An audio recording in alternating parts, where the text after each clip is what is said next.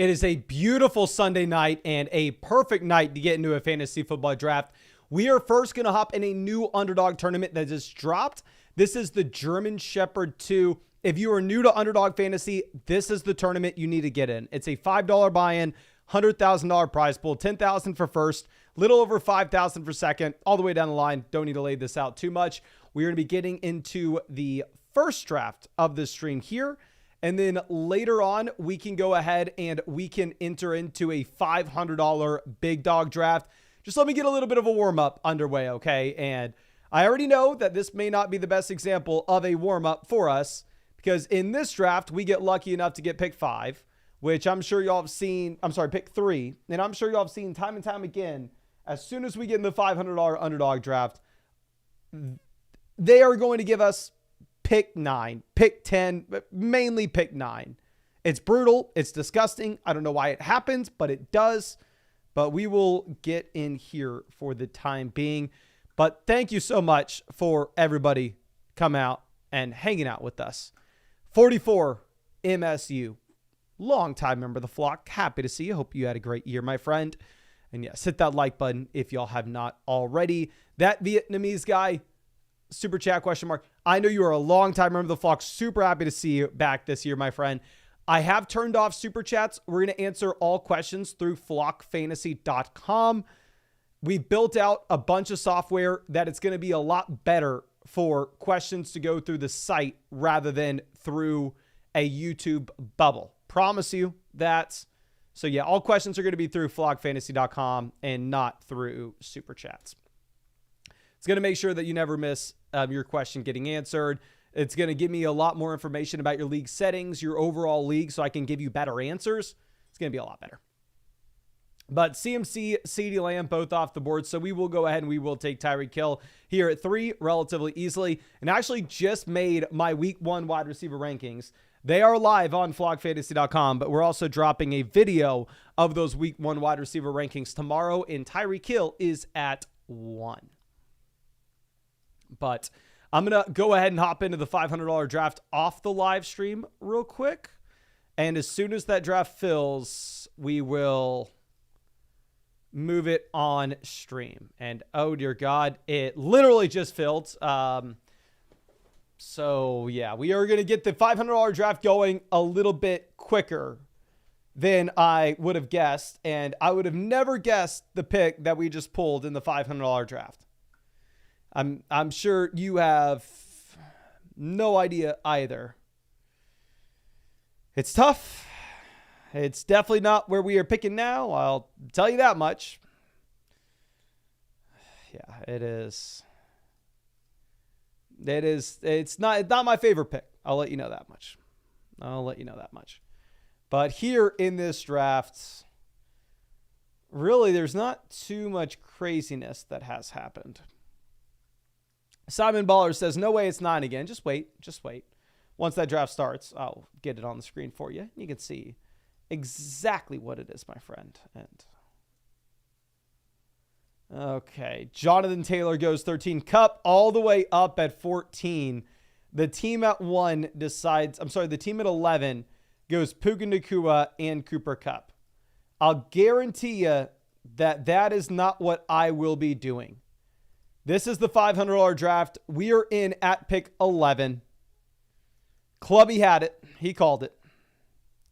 What did I say, though? I knew the little warm-up draft we tried getting in, us getting pick 3 was going to be completely irrelevant because there's no way in the high-stakes draft we are going to get an advantageous pick.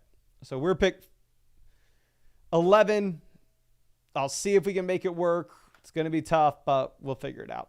But of course, real quick, if you don't know what we are doing, we are drafting on Underdog Fantasy. These are best ball drafts. So there's no time commitment at all during the year. It's how I draft hundreds of teams every year. It's how I won $150,000 on Underdog 2 years ago. It's also why I would for sure recommend Underdog if you were trying to get into an extra fantasy football draft this year. And if you wanted to get into an extra draft, you can find that link in the description, in the comment section, in the live chat. And if you use code FLOCK, you are going to get a 50% deposit bonus up to $1,000. Plus, you will get my 2024 rankings, draft guide, and ADP cheat sheet. And you will get a Travis Kelce special pick of more than less than half a total yard for week 1 kickoff. And you will get a Christian McCaffrey special pick'em, more than less than half a total yard as well. So make sure you take advantage of that with the link in the live chat. Underdog's giving away a ridiculous amount of promos right now. But pick 11, there are no exciting players falling to us. Jamar Chase makes it all the way down to pick 8 in this draft. Pick 11, who are we getting here? Give me somebody decent. It's really only, what are you doing? South 90 decides to take Harrison, which I will take Garrett Wilson at pick 11. I'm not taking Harrison ahead of Garrett Wilson. That's for sure. Stefan, longtime member of the flock. Happy to see you. Gateway Lacrosse, welcome to the flock, my friend. Jahmyr Gibbs goes. All right. What do we want here? I think for uniqueness standards, I'm going to reach on Saquon Barkley. I don't think that there should be too many Garrett Wilson, Saquon Barkley teams here.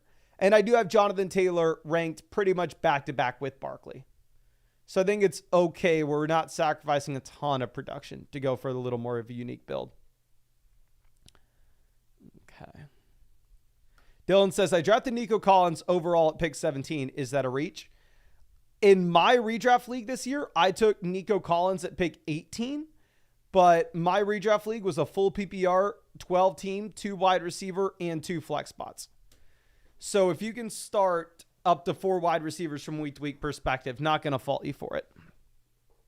Not going to fault you for it. So Nico, London go immediately after us. Will be interesting to see where Jonathan Taylor ends up going. Jalen Waddle off the board at 17. Ricky says, any news on Jamar Chase, fellas?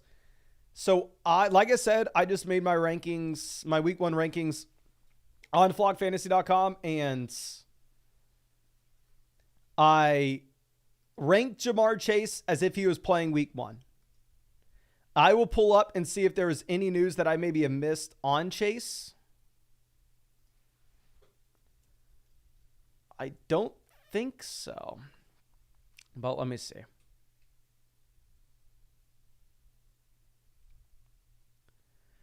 NFL Rumors, a Twitter account that has gotten so many things wrong, I don't know if we should believe them.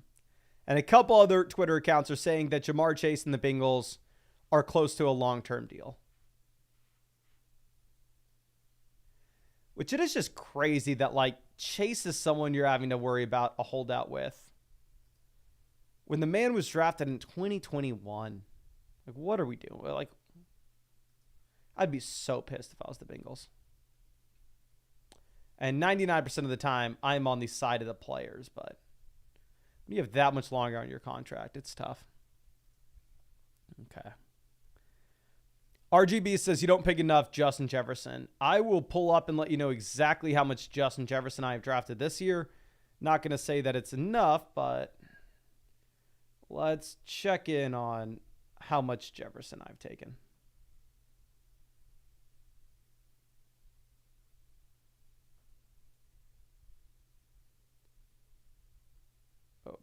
Okay.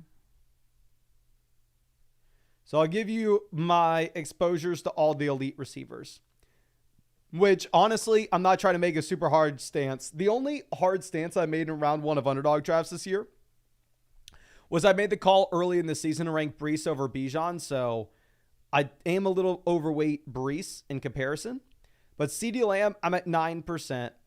Tyreek, I'm at 7%. St. Brown, I'm at 12%. Jefferson, I have 10%.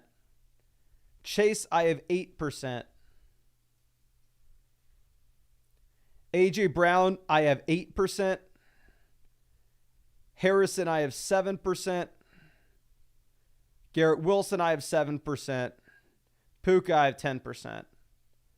Breece, I have 9%. So really the only guy I'm underweight on dramatically in round 1 is I only have 5% Bijan Robinson. So I am underweight Bijan in drafts. Okay. Let's move this over. Ash says, hey man, new here. Love your videos. We do more $3 live drafts. Yes, of course I will. We've been doing more of the $3 private drafts where I just send the link out in the live chat for anybody who wants to do the $3 ones with us. To be honest with you, now that Underdog has a $5 tournament live, I'll probably be doing a lot of the $5 tourney drafts. And which is like as what I said, I'd recommend the $5 tournament if you are new to Underdog. Now, Tank Dell off the board at 32. Rashee Rice up at 31. Jalen Hurts goes early to the A.J. Brown squad. So we know we need at least one wide receiver here at pick 35 or 38. We know we need at least one receiver. The team before us seems like they're just queuing up their players and letting the clock run down. They're not on auto because they ended up going with Harrison.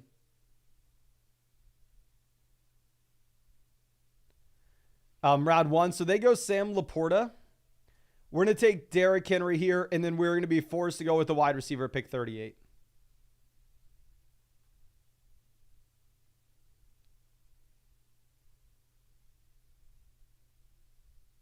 Okay. And then, once we go Derrick Henry at 35, we're either Diggs, Pittman, Flowers, or we could reach on T. Higgins if we wanted to go with Higgins. But no matter what, we have to take a receiver here. We'll take Pittman. Taking Pittman does give us the optionality of going with Anthony Richardson in round 6.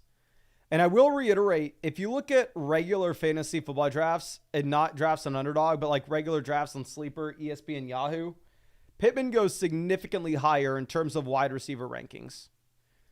Like, I know somebody personally who sent me a picture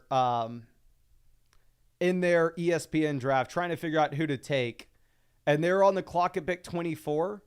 And ESPN had set with their ADP Michael Pittman Jr.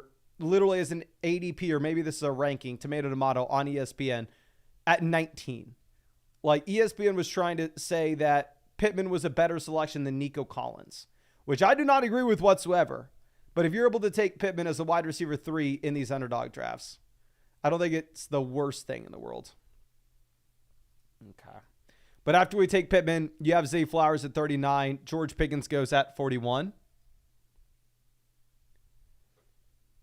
And I'm going to try not to just reiterate this the entire stream. So I'm sorry if I keep saying this, but Benji, we have no more, we're not doing super chats anymore on this channel. Super chat system isn't the best. We improved it with how we're setting things up on flockfantasy.com. So we're answering all the questions and all the team submissions through flockfantasy.com. Right now I'm doing them in personalized podcasts. So if you submit your team for me for a review, I go through and off the live stream, I personally review it. I make a podcast with suggestions, with grades, the whole 9 yards. But during the live stream, we're not doing that at this moment because I am trying to focus in on just providing the most value possible, talking about the draft with everybody. Okay. Adolfo says how to ask questions on flockfantasy.com. You can go ahead. You can hit the little $sign in the top right corner of the homepage on your desktop. Or if you have what I would highly recommend is just link your team to flockfantasy.com. You can link an ESPN team, a Sleeper team, a Yahoo team. On the My Teams page, you can also hit submit for review. And then you go through submit for review. You can type out any questions you have for me there as well. And of course, if you use a promo code when you make a subscription, I would highly recommend using promo code FLOCK, because then you're going to get 30% off any subscription. If you're an annual Mother Flocker, I'll give you a free team review every year. And also you will get a 30% off to any questions you ask me throughout the entire season.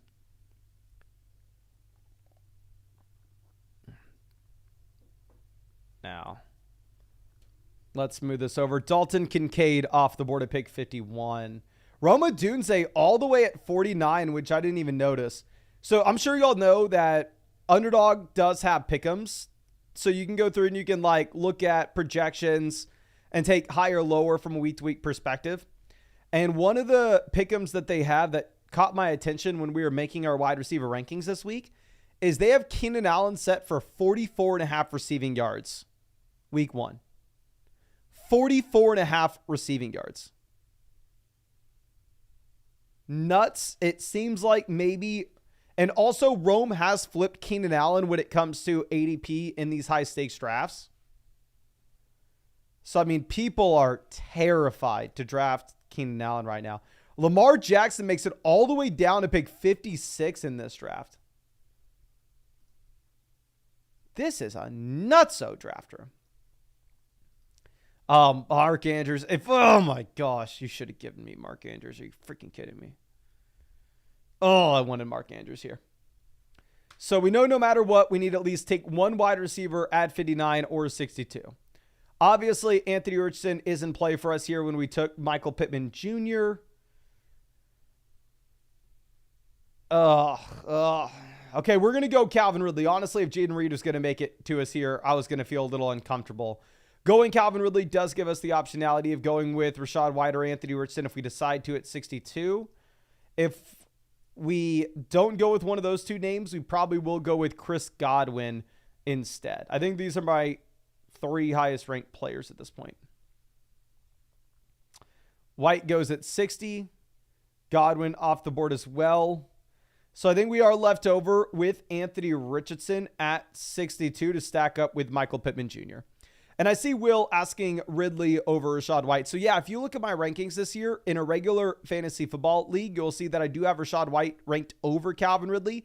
The issue is specifically in these underdog drafts, wide receiver is going to be extremely difficult to come by, and wide receiver depth actually matters a ton.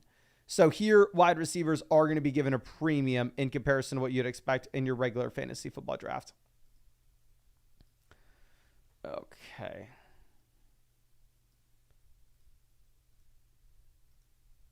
So after we go with Ridley, Mixon off the board at 63. Hernia says, bro, if you had a single $500 draft below pick 9, I think this is our 9th $500 draft we've done on the live stream. I've done more $500 drafts off the live stream in terms of slow drafts. But we've done 9 on the live stream. And 8 out of 9 of them, we were given picks 9, 10, 11, or 12. I think there was only one draft where, I think it was last night, right? Did we get a decent pick last night? It's hard for me to remember, to be honest with you, when you've done 1,000 of these underdog drafts on live stream. They all begin to blend together. TJ says pick 6 was the best. Okay, I'm assuming pick 6 was the pick last night. Yeah, Monk says, yeah, last night was the pick we got. Okay. So Deontay Johnson off the board at 67. I am now of the opinion I am fading Deontay to an extreme level, which, I mean, if y'all remember, Deontay used to go at the 7-8 turn early in the offseason. I was taking a decent amount of Deontay Johnson there, but now I'm pretty underweight Deontay. It's like, it's a bad offense. Not only is it a bad offense, but it's not like the George Pickens situation where he's the only guy there, or the Terry McLaurin situation where he's the only guy there.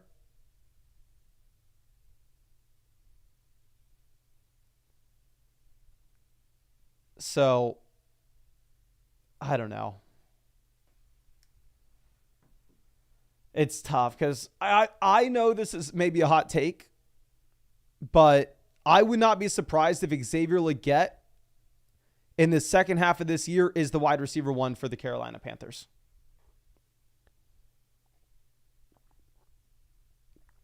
I think that is a possibility. Okay. Poker Gut says, how do you manage your teams when you have 100 of them? So these underdog drafts, like I said, there's no time commitment at all during the season. These are what are called best ball drafts. So at the end of every single week, the best possible starting lineup automatically gets submitted for you. So say you drafted Jamison Williams, you had no idea he was going to go off, and then he has 2 long receiving touchdowns. He automatically slides into your starting lineup. And also there's no waiver wire in this league. That's why you draft so many players. There are no trades in this league. So that's why there's no time commitment at all. I have my dynasty leagues. I have my main redraft league that I care most about, which is the Flock League, which you'll hear me reference all season. And then I have a bunch of these underdog drafts because I love drafting. It's my favorite thing in the world. But the issue is I don't have time during the season to manage 100 fantasy football teams, right? Okay. So yeah, that's why the underdog drafts are like the best spot. They're never going to replace your main fantasy football league, but it would just be extra fun on the side. Mass Collector says, any reason Bijan is going a few spots higher? The reason Bijan's going a few spots higher is running backs across the board have pretty much moved up draft boards over the past month. And early in the summer, people are willing to go, well, running backs don't matter. I'm wide receiver, wide receiver, wide receiver. And now it seems like people are pushing back against that a little bit. But I mean, yeah, if you look across the board, like Breece Hall is going a lot earlier than he went earlier. I mean, early in the summer as well. Okay.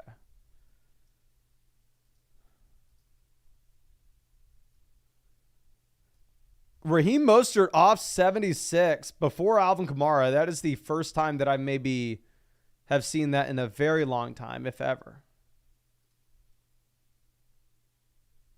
Okay. Vinny, love to see it. Says, I submitted a team for review last night. How long does it take for you to typically do the review? So on flockfantasy.com right now, just because I'm super busy with the live stream drafts, it's taking me about 2 to 3 days to fully review and make the podcast of a team submission. During this season, whenever I'm doing the live Q&As every single night and we're just running all of that through flockfantasy.com, then it will be same day. But right now, it'll probably take me about 2 to 3 days to get to it, my friend. Okay, so James Conner off the board at 81. I still think that we're probably in a spot with Garrett Wilson, Michael Pittman Jr., and Calvin Ridley at wide receiver that we probably want another receiver on the wraparound here.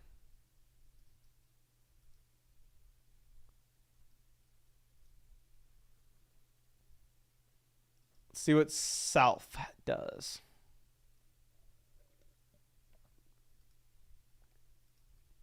Do we just take Evan Ingram? We're going to take Evan Ingram. Ingram's going to very rarely fall this far in drafts.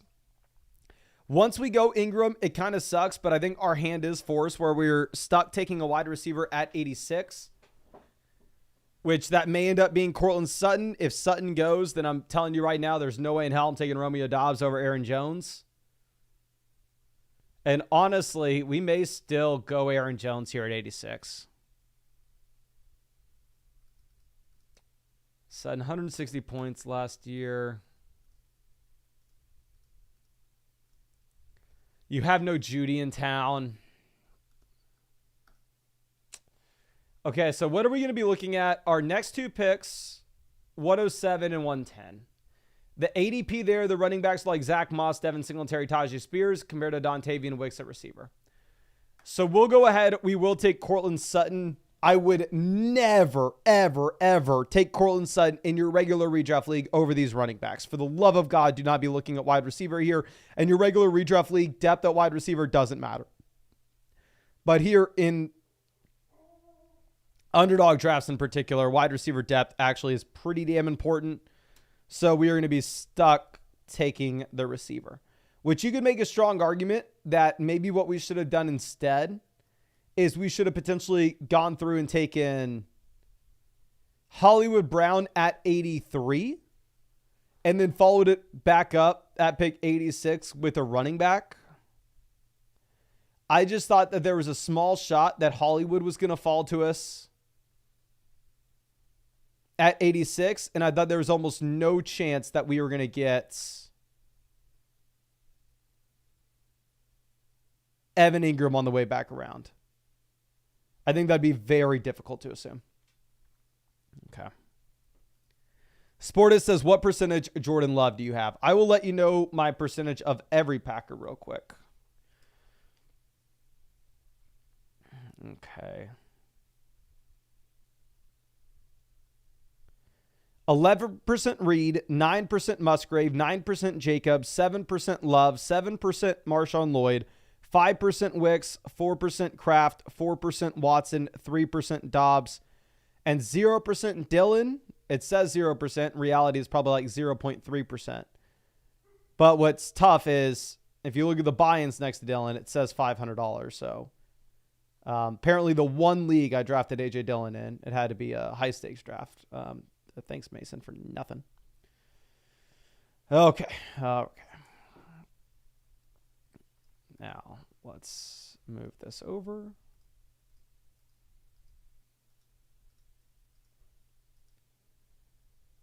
So right now, I actually don't mind our team. It's difficult to operate at the end of the draft, but at wide receiver, we have Wilson, Pittman, Ridley, Sutton. Running back, we have Barkley, Derrick Henry. Quarterback, we have Anthony Richardson stacked up with Pittman, and we have Evan Ingram at tight end as well. Dylan says, when is the update coming on flockfantasy.com? So we are going to have a massive overall redesign update that is most likely coming tomorrow. I'm not going to guarantee that it comes tomorrow. So most of the time, we think something's happening with the site. It takes a little bit longer than expected. But we should have a massive, massive redesign, which I'm super excited for y'all to check out. Because right now, the site functionally works great for pretty much exactly what we want. The issue is it just looks like it was built 5 years ago. Looks like it was built 10 years ago. And yeah, we invested a ton into it and been working super hard with all the developers to make sure that it's good to go for the season. It's going to look so good. I think it's just going to be so much better than asking questions through Super Chats this year. Okay. Chase says, is Taysom Hill streamable week 1? In a non-PPR format, 100%. In a non-PPR format, not only is Taysom Hill streamable, but he is probably an every week starter for you at tight end. Just because he has the touchdown equity there. In a full PPR league, on the other hand, there it's a little bit tougher. And I wouldn't fault you if you wanted to wait and get some confirmation and see what Taysom's role look like. If you wanted to wait, I don't think it'd be the worst thing in the world.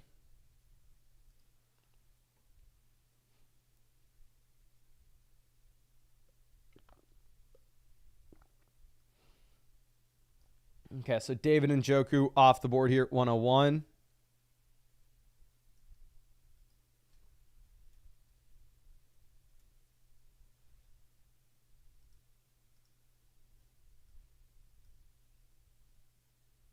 Chase Brown goes 102.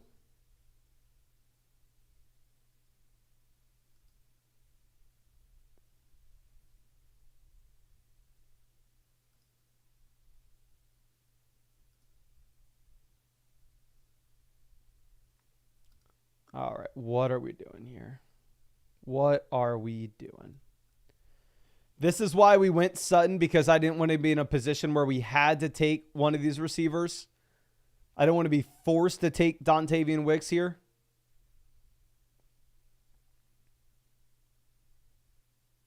This is going to be a little fun turn. Devin Singletary goes 105.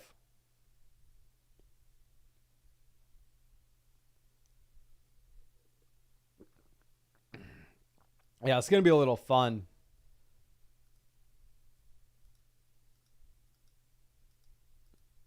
Adonai Mitchell goes 106. So what I think we're going to do here is we're going to take the rushing upside of Jaden Daniels at 107. It's awkward not having a Daniels stack, and now you can't really say, oh, I'll target Jahan Dotson later on. Obviously, Dotson in Philly. But with the rushing upside, which is the reason why we are drafting him, I do think that we get a ridiculous amount of points. And going QB at 62 and 107 in Best Ball Mania would be a spot where you for sure are not allowed to take another quarterback through the rest of this draft.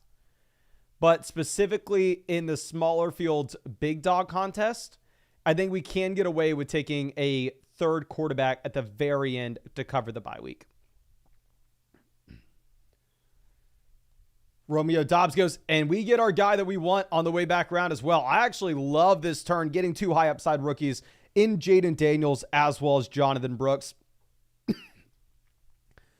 I prefer Brooks probably in like Best Ball Mania a little more, where we are really just trying to shoot for the highest ceiling possible in weeks 15, 16, 17. Here it's probably not as advantageous, but I'm still definitely fine with him at pick 110. Based off, I believe he does have a really high ceiling as a rusher and a receiver in Carolina. Now the issue is going to be, it will be a pretty bad offense. Okay. Let's move this. Kieran, a long time member of the flock. Happy to see you out here and back with us. Really happy to see it. Chase says, you noticed in the preseason, Freiermuth played 25 out of 43 snaps with the starters, and Darnell Washington played 23. So yeah, they take Darnell Washington in the 3rd round of the NFL draft last season. To be honest with you, I wasn't really paying attention to Darnell Washington versus Pat Freiermuth. I will say, on the other hand, though, I have not drafted much Freiermuth at all. Like, I can go ahead and I can pull up how much Freiermuth I've drafted.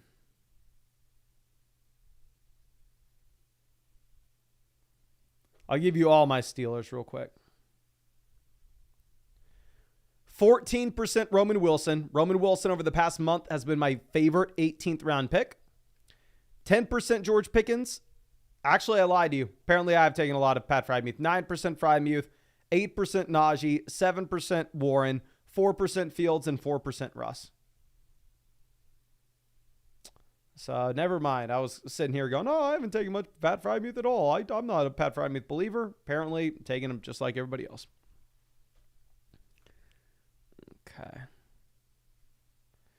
Jalen Polk goes 119.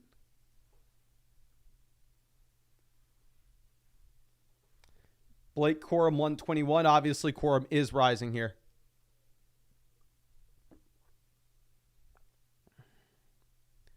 So M says, do you think Dotson on the Eagles will reduce Dallas Goedert's target share? Yes, I think Dotson going to the Eagles hurts Dallas Goedert more than it hurts anybody else in that offense. And maybe I'm an idiot for saying that, but my thought process is Smith is going to get his. A.J. Brown is going to get his. Dallas Goedert was kind of a decent option by default because they didn't really have a viable wide receiver 3. Whereas now Dotson gives them just that. Freiermuth goes, speak of the devil, Freiermuth off the board, 124. Going ahead of Dallas Goedert in this draft. Jared Goff goes. So like I said, I think a third quarterback's in play for us in the smaller field contest.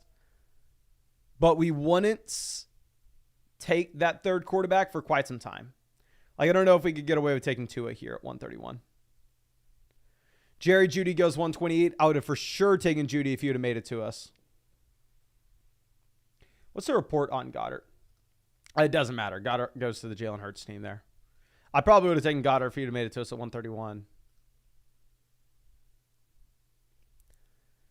I'm not going to say anything until we're on the clock here. I just don't know if this team is watching the stream or not.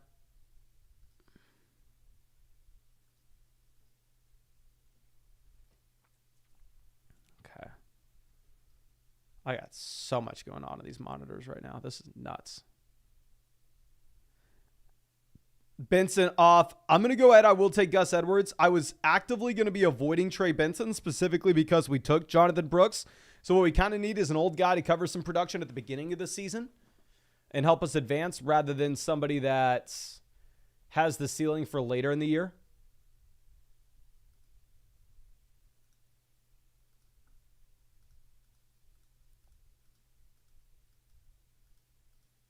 Okay, now Eckler off 132. And for that reason, I also don't know if we can go with Nick Chubb. Taking Nick Chubb here puts us in a spot where we are having to deal with both no Jonathan Brooks as well as no Nick Chubb through the first half of the year. Austin says, any word on the Chargers backfield split? I have no idea. To be honest with you, I've taken a decent amount of Gus Edwards. I don't feel great about it. Do we want Zeke or I think Zeke outscores Mooney. I'm sorry. Wide receiver's probably the pick here, but looking at Ezekiel Elliott potential points versus Darnell Mooney potential points, I'm going to take our last running back in Ezekiel Elliott, and I'm going to pray that an okay wide receiver makes it back around to us.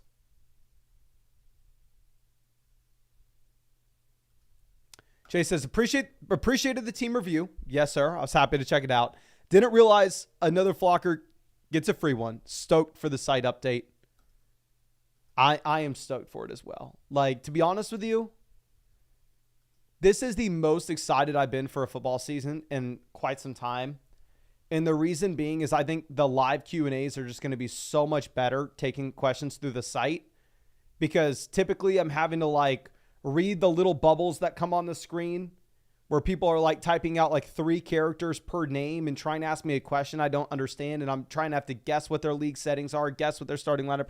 It's not a good setup.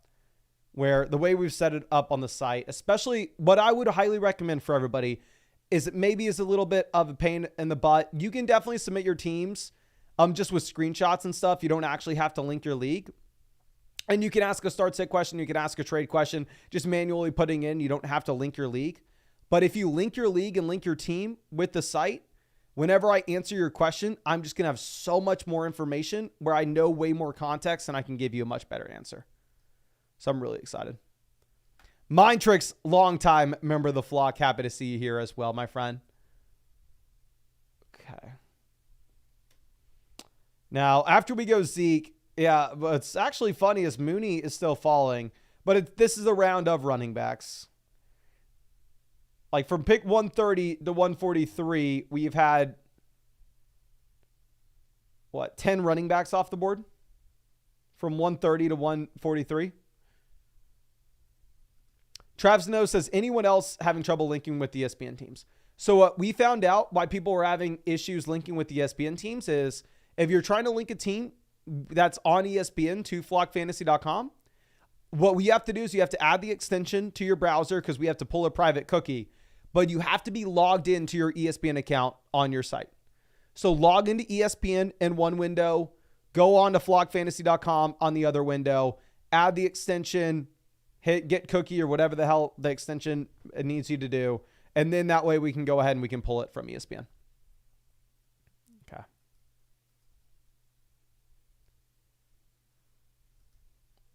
Let's move this over.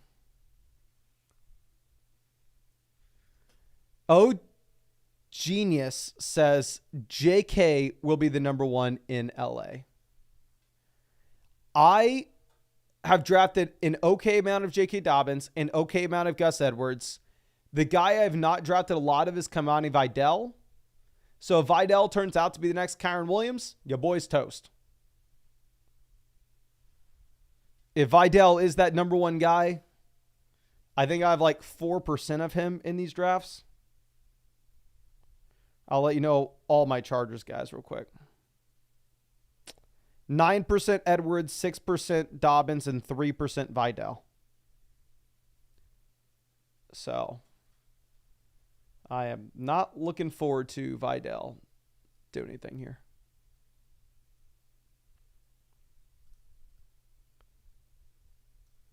Let's see. Sportus says, was it Joe that created the ESPN extension link? Yes, Joe is actually the one who created the ESPN extension link. Okay, McMillan goes, I'm going to take Adam Thielen because we cannot afford to not get a wide receiver at this turn. And I think Adam Thielen will be a better option than Jahan Dotson or Rashad Bateman there at 158. There's a chance that we could have passed on Thielen and we could have found somebody else later. But also another thing, thank God I reminded myself this, we cannot take another running back in this draft. We have Barkley, Henry, Brooks, Edwards, and Zeke. Vinny was asking, was Joe sober when he did so? Hopefully. I was not with him, so I cannot confirm nor deny, but hopefully he was. Okay. Stafford off the board 156. I think if we can go Rodgers here 158. But the thing is, when we already have Richardson and Daniels, I really would prefer to just possibly get our third quarterback near the end. Everybody is panicking regarding the Cole Kmet usage with Gerald Everett. But Kmet is a young tight end who has dramatically outscored for years now any other tight end that's available on this draft board. So, and Gerald Everett really has never been viable and has never really commanded volume. Like, we can go ahead and pull this up real quick, but Gerald Everett stats.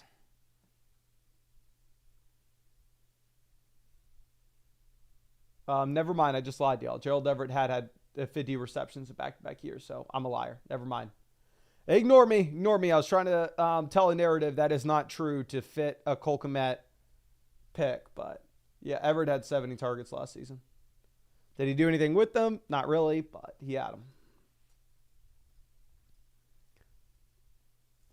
Okay. Vidal off the board 163. What we're hoping to see is we were hoping to see as many running backs as possible get drafted here. Super Sauce says, do you think the Brooks drop in ADP is justified? Feels like nothing's changed. I think it's justified once you get confirmation that these guys are going to be missing the first 4 weeks. Because we can sit here and look at Nick Chubb, Jonathan Brooks, TJ Hawkinson early in the offseason. And we can say there's a small possibility that they actually are ahead of schedule and maybe they only miss a week or two. Once you get confirmation, no. These guys are going to be missing the first month. I do think that at that point, you can price it in a little bit more than you were previously because the probability of them coming back early maybe goes from 10% to 0%.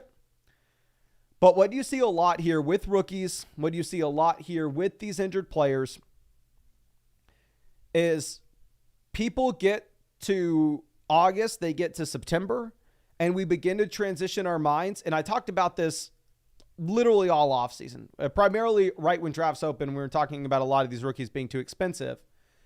As people early in the offseason will think, okay, I need to think about upside for the playoffs. I need to think about weeks 15, 16, 17, weeks 15, 16, 17.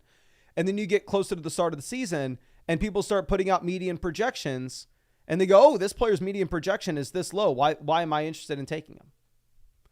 And it kind of flips with where they're going in drafts. So, I don't know. Will Levis off the board at 168. Chase wanted to know the Quentin Johnson exposure. I think it was down to 13% a couple weeks ago, or like a week ago. But now that he's going in round 17, round 18, like I said, I've been nonstop drafting him. I am up to 16% Quentin Johnston. He's one of my favorite round 17 picks. I think he has an ADP now behind the Yoshi wide receiver 3. The guy can't even pronounce his name in Cincinnati. And at that price tag for someone that's in a good offense with an empty depth chart, completely fine to go ahead and pull the trigger on him. Okay.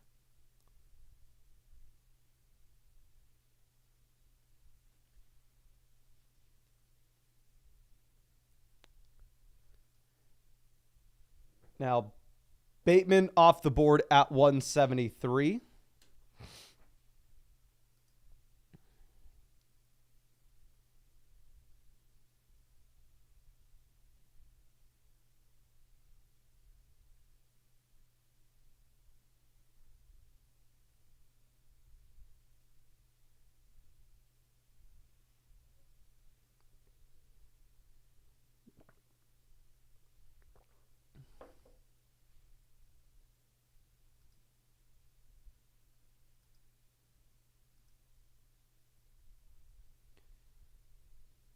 Okay, so let's move this over. P. Ryan off 176. Gibson goes.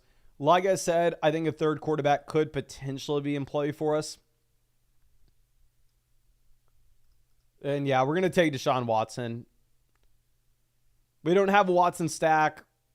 We're mainly relying on that Richardson stack once we get to the playoffs. This is more so to try to help us advance and just get raw points in the lineup. Now, somebody else that I'd been taking nonstop had it been Sticky Ricky. Getting him in the wide receiver 70s, especially when there was the outside chance that Ayuk was dealt, I thought was a phenomenal value. Now, obviously, it's very difficult to say that. And I will not be taking him here at 182, sadly. Enoch says, how many total drafts did he get in this year? I will check, but I did more drafts on Underdog this year, and I spent more money in Underdog drafts this year than I did last season. Dotson is a gross pick. I think you can make an argument for Burton, but I think those other wide receivers may make it back to us. Underweight Dotson in general, so I think we may actually mix him in here as our wide receiver 6, pick 182. But yeah, this year I definitely spent more money, and this year I definitely drafted more teams on Underdog than I probably ever have. I know I spent more money in Underdog drafts this year than I ever have. But I don't know if I've been in more drafts. Because this year I didn't get in a ton of $5 drafts off the live stream where I had in years past. So let me just do some math.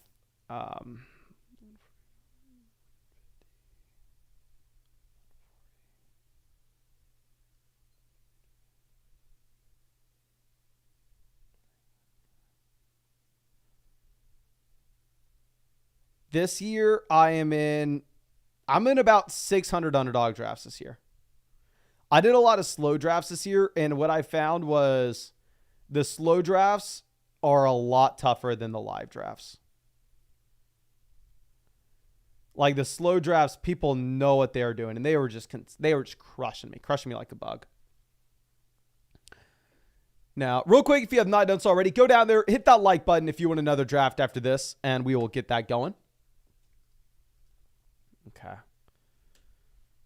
Now, but I think I maybe have done more than 600 drafts in a year before. But that was a lot of me doing a lot of $3 drafts, me doing a lot of $5 drafts, since I didn't do many of those this year. And what I did instead is I did a lot of the $15 marathons. I did a lot of the $50 sprints. And then obviously I maxed Best Ball Mania. I definitely spent more money in drafts this year than I ever have. I probably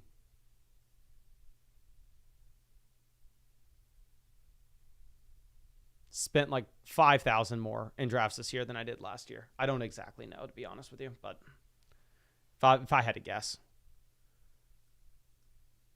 But let's move this over.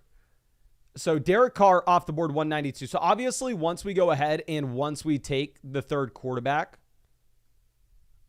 we are praying that QBs fly off the board. We are praying. Now,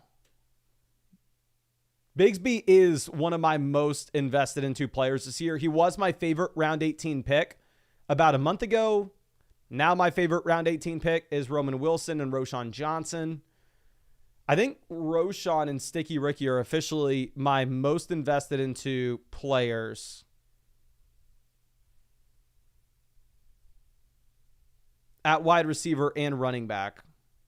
Yes, that is true. Just confirmed. And honestly, I feel good about the process in that we're making our most invested into players, guys that are going in round 16, 17, 18. Okay. Now, Carson Steele off. I'm going to be honest with you. I really haven't drafted any Carson Steele this year. I'm kind of, I don't know. It's probably something that I should have paid attention to. It's probably something I should have a strong take on. Because obviously if you can nail who the the running back 2 is in Kansas City, and you're getting that guy in the final 2 rounds of drafts, that is more likely than not just a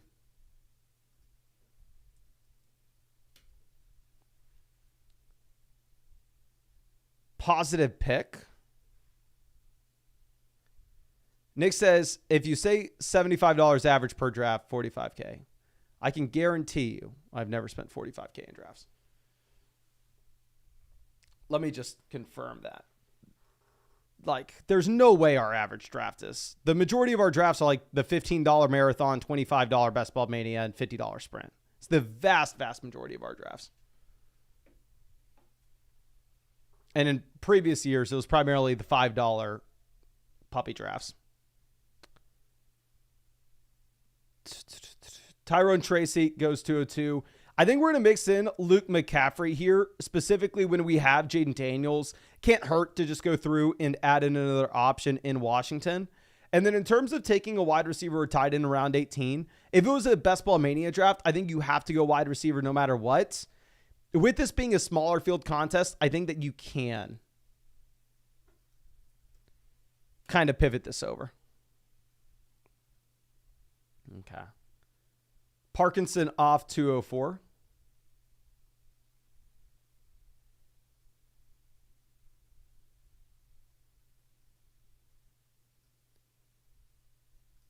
Do we take Sticky Ricky in round 18? I've already said Sticky Ricky is my most invested into player. He's just been absolutely crushed.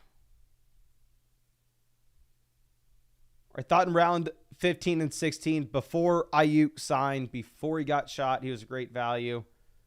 It's tough to just keep taking him. I'll pivot over and I'll take somebody else that we're taking a bunch. I think Roman Wilson, round 18, is a completely fine pick. Clear path to being a number 2 in his offense. I think he can be a decent player as well. So let's go ahead and let's pull the trigger. But a wide receiver, we have Wilson, Pittman, Ridley, Sutton, Thielen, Dotson, Luke McCaffrey, Roman Wilson. We really need some of these guys. The last 4 wide receivers that we took, we need some usable weeks and hopefully a spike week or 2 from them. Now going over to running back, we have Barkley, Henry, Brooks, Edwards, Zeke. Quarterback, we have Richardson, Daniels, Watson.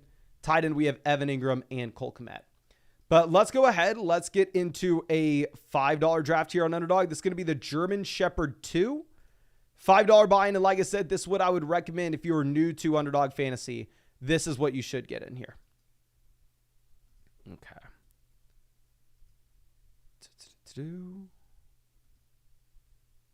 And we get pick 5. So this is exactly how it works if you're new to the live stream. If it is a lower buy-in draft, we are going to get a high pick. If it is a higher buy-in draft, we are going to be getting a low pick. It is the beautiful thing in Underdog. It is something that I like more than anything else in the world. I'm obviously joking. Obviously not true, but it is something that we are having to do here. Having to deal with. Okay.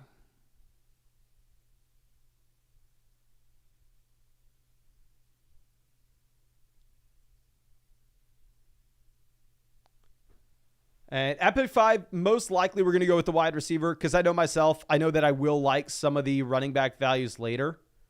So probably just want to be pulling the trigger on running backs in the middle rounds, being boring, getting a wide receiver like Amon-Ra St. Brown at pick 5.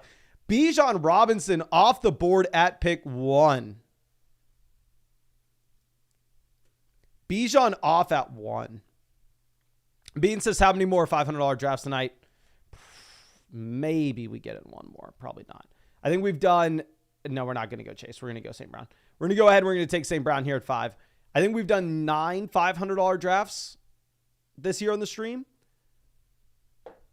And I think we probably get that number up to 10, 11, or 12. Then we probably end up doing like 10 $500 drafts. We can probably do a few more. But we still have Monday, Tuesday, Wednesday. Actually, no, this may be the last day that the big dog's open. We may not be able to get in a $500 draft after this. I saw that it looked like it was about to be filled. Yeah, you know what? We may have to get in another $500 draft tonight because I don't know if we can at any other point. I probably at least want to do 10 on the live stream. So I probably want to get into 10 this year, minimum. So we may end up getting in another $500 draft. And it looks like USC takes down LSU here. Let me rewind this. What happened? Okay. Shotgun.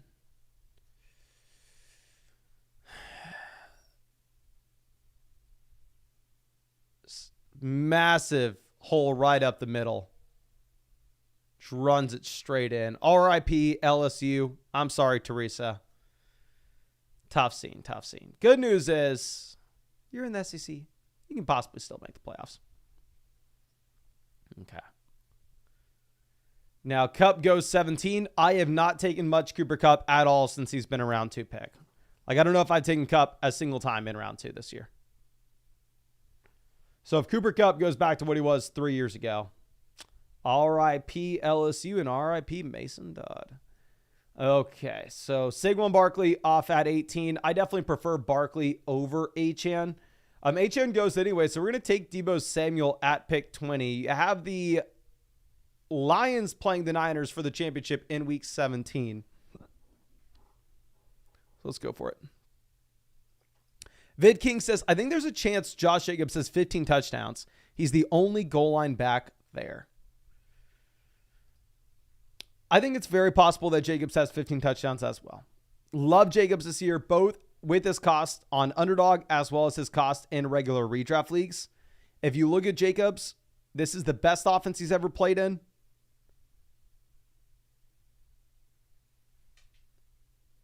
And I think he can catch the ball. And here he goes to 25. Here he goes extremely early compared to what we were used to in Underdog drafts. Chase says, what does the graph show on the My Teams page on the site? Total point projection?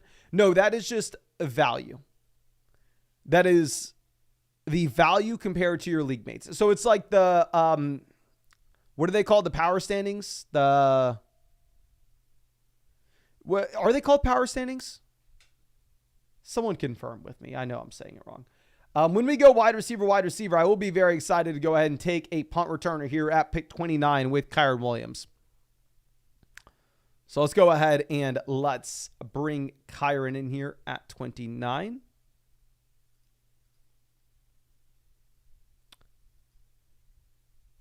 So yeah, we have, it's, if you go to the My Teams page on flogfantasy.com, link your league, you'll see the power rankings. And if you are a free member, you can see them based off the community values. If you are a paid member, you can see them based off my rankings and my values, or the rankings and values of any of the creators that we have on flockfantasy.com, which are a bunch. But of course, real quick, if you wanted to get into one of these drafts with us, we are drafting every single night on the live stream. I would highly recommend this $5 draft if you are new to Underdog. And Underdog is the best place to get into an extra fantasy football draft this year because there's no time commitment at all during the season. It's how we draft hundreds of teams every year. It's how I won 150,000 on Underdog 2 years ago. And of course, if you use code FLOCK when you sign up to Underdog Fantasy with a link in the live chat description comment section, you will get a 50% deposit bonus up to $1,000. You will get my 2024 rankings, draft guide, and ADP cheat sheet. Plus, with code FLOCK, you will be getting a Travis Kelce special pick'em more than less than half total yard and a Christian McCaffrey special pick'em more than less than half total yard as well. So make sure you take advantage of that. You do need to be in one of these states if you want to draft on Underdog, but good news is it is available in pretty much every single state. You can see the map right here. Okay, let's move this over. So Kincaid goes at 37 to Lord Jon Snow. That's actually a member of the flock there at pick 12. Goes for the Buffalo stack with Josh Allen and Dalton Kincaid. Alvin Kamara off the board at pick 41. So this should give us a decent wide receiver value.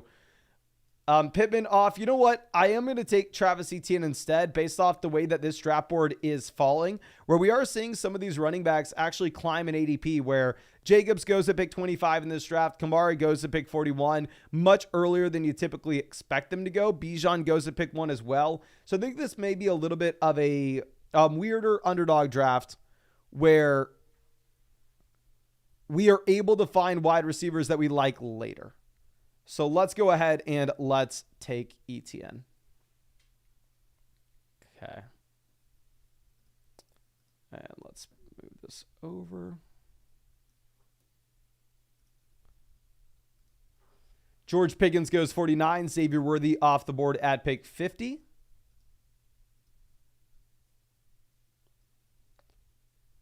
Lamar goes 51. It is interesting to see that both teams here really opt to, I don't want to say avoid, but they don't take the Lamar Andrews stack where they had the option to. So we can go with Terry McLaurin, given the fact that you don't have a potential Brandon Ayuk trade. Dotson's off the team. But it will be a very unique selection if we take Trey McBride here at 53, just based off the way the ADPs line up, where Travis Etienne has an ADP of 40, Trey McBride has an ADP of 46. I don't think that there are going to be too many combos of this team specifically. And this also gives us the option to go with Kyler Murray at pick 77 if we want. Oh Genius says, damn, this week we get NFL football this Thursday. God is good. I mean, it is crazy. Like, I was sitting there watching college football this weekend, like, kind of in disbelief, thinking, like, oh, it's here. It is right here. And also, I don't know about where y'all live, but in Austin this year, the heat did not last nearly as long as it has in years past. So we're already kind of approaching fall weather, which I'm extremely happy with. So, approaching, it seems like fall's here. Football's here. It's getting cooler outside. It's just so pretty outside. Like, it's a good time to be alive. Oh, Genius says, same in Dallas. We were smiled upon by Mother Nature. This was just like the most beautiful year ever when it comes to weather. And last year, Austin, Texas, we were 100 degrees every single day for like 40 days straight. It was hell. This year, we had like one bad week of heat. And outside of that, it has just been beautiful. We had a great winter, a great spring, a great summer. No complaints at all from me. We'll take Keenan. I will point out, like I discussed previously, I am a little bit concerned if you are looking at the projections with Keenan Allen at the moment.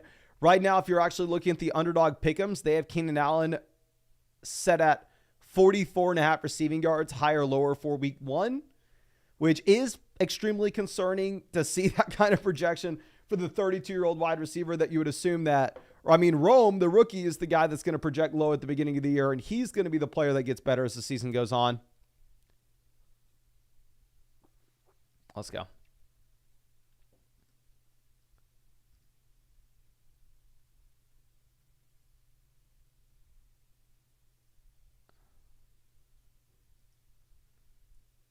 So after we take Keenan, you have some more wide receivers going.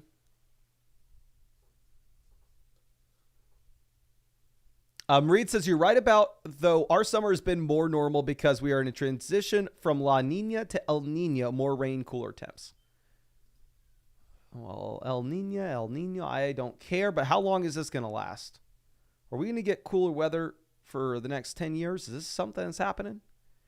Because I'll be a very happy man if it does. I think if Kyler makes it to us at 77, I probably go ahead and pull the trigger on Kyler Murray. I need to stop saying that. But yeah, we get Kyler paired up with Trey McBride here. I'm absolutely in love with this team. Like, why can't we get pick 5 in a $500 draft?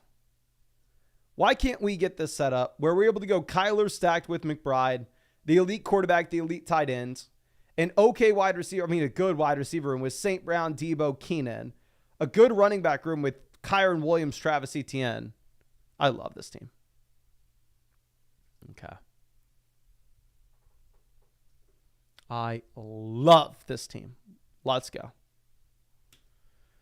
Mark says, having issues uploading on flockfantasy.com. Let me know what the issue is. And also, if you're having issues, I would just go to Discord. If you are in our Discord, and there's a little section that says site issues. And if you send it there, one of the developers will get to you quickly and hopefully resolve it for you.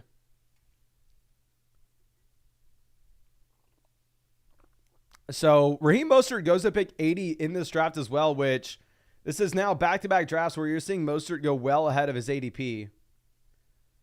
I need to figure out where we're going to rank Mostert's before the season. I'm sorry, for week 1. I was sitting there with my week 1 rankings just going, how am I supposed to rank these guys for week 1? Obviously, we look at implied team totals. We look at what Vegas sportsbooks are telling us. But outside of that, we haven't seen any usage. We're just kind of projecting everything. So I was like, okay, well, I guess the guy's coming off an injury. Let's bump him down. The rookies, let's bump him down from our rest of season rankings. The guys with weeks that have high implied team totals, let's move them up. The guys with weeks that have low implied team totals, let's move them down. But it's definitely interesting setting week 1 rankings when it's very difficult to... It's very difficult to base anything off of. I can't look at snaps. I can't look at routes run. Obviously, we have some preseason data, but not a lot. So Burrow, we have no stack. Love, we have no stack. Bowers, I'm not too interested in. I think we may reach on Pollard here as our third back. So, I mean, in terms of quarterbacks, we can easily look at Purdy, Goff, Caleb later. We have Kyler Murray, so it's not like we really need a quarterback right now. So I know it's a reach taking Tony Pollard, but Pollard, we got some positive preseason usage. I know Zamir White maybe has a higher percentage of his backfield than Tony Pollard does, and they should both be in bad offenses this year. But the end of the day, Pollard has receiving upside, and I don't know if Zamir White does.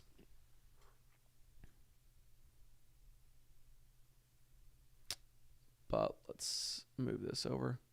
And Reed, I saw your message in the side issues on Discord, so it sounds like you're having an issue linking with Yahoo. What I would recommend is if you're on your computer, log into Yahoo on your browser. And once you're logged in, then link it and then go to flockfantasy.com, hit it, log in again, and then it should be able to link all your leagues for you that are on Yahoo.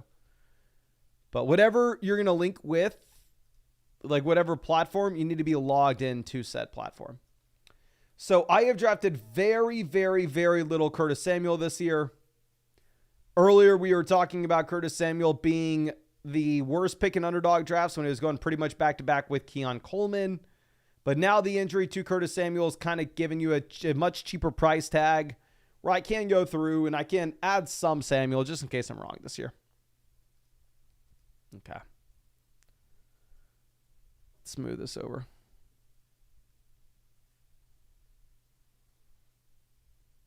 Austin says Yahoo Fantasy desktop version looks like it was made 2 decades ago. Yeah, it is surprising. I mean, looking at a bunch of the fantasy football providers and platforms, kind of expected a lot of them to be better than they are. Okay.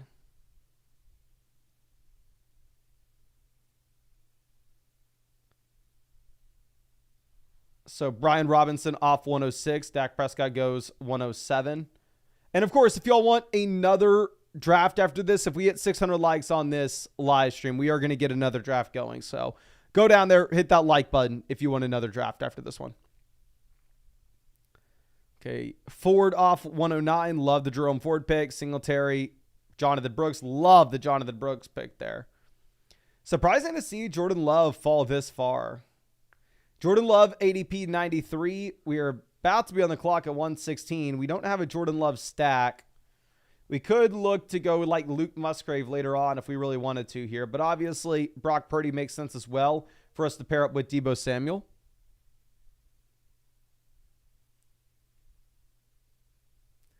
Chris says ESPN desktop version not having a draft board is insane. It is insane. Like literally... this time next year on flockfantasy.com, we will have a draft board and we will have a mock draft simulator for everybody. So for ESPN to not have it, it is ridiculous. So I was not planning on this. Jordan Love doesn't really correlate with this team for us, but the raw amount of points we're going to get at 116. We can also go Musgrave. We can also go Kraft later on if we really want to. We will take Jordan Love at 116. about a round and a half after Caleb Williams. So we'll go.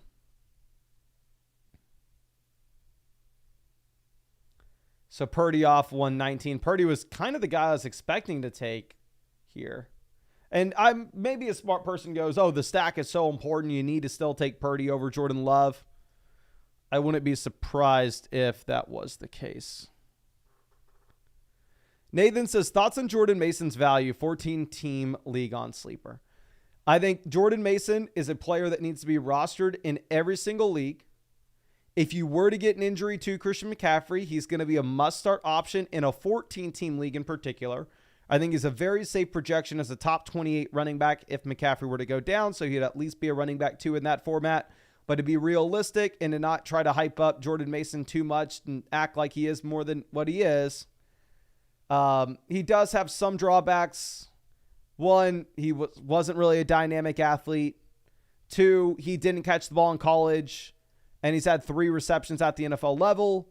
Now, here's what's going to happen when I say that. I'll go, hey, he wasn't a good pass catcher at college at Georgia Tech. He's also caught 3 balls through the first 2 years of his NFL career. Here's what's going to happen.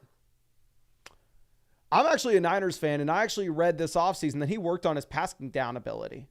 I'm sure he did work on it, right? I mean, I work on a lot of things that I'm not good at, and I'm still not good at them. It's not like who's another running back that's not good at catching the ball? Derrick Henry is not a great pass catcher, right? It's not like Derrick Henry is not a great pass catcher because he doesn't work on it. He works on it. Hey, all these guys work on it, right? Just because you got an off-season report saying, oh, yeah, the guy has 3 NFL receptions through his career, he's worked on his passing down ability. We shouldn't all of a sudden just assume, oh, yeah, I guess he's going to be have receiving upside now. No, he doesn't. So, pros with Jordan Mason, and just trying to be as realistic as I can. In a 14-team league, he'll be a must-start guy if McCaffrey were to go down. He has the size to handle a considerable workload. The cons are he's not a top athlete and he's not a pass catcher. But you don't need to be that to be viable in fantasy. You just kind of need to be it to be an elite option in fantasy.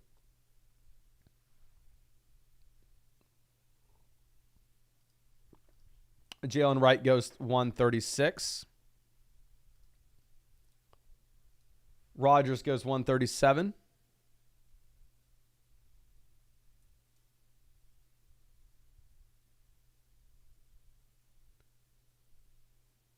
All right. I think we're going to take Ezekiel Elliott here at pick 140. I mentioned Zeke as one of those sell high guys in the live stream. In the video today. And that if you were looking at where Ezekiel Elliott goes in like ESPN drafts and Yahoo drafts, Zeke goes like 5 to 6 rounds ahead of Rico Dowdle. However, in underdog drafts, you'll see Ezekiel Elliott goes to pick 140. He goes almost 3 rounds behind Dowdle. So at that price point, I am kind of okay just going through, taking him.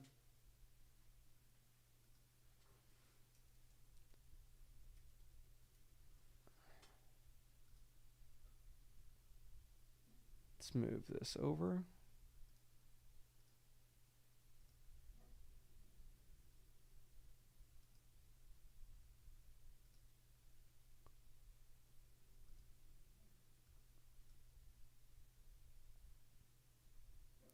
Charbonnet off the board, 146.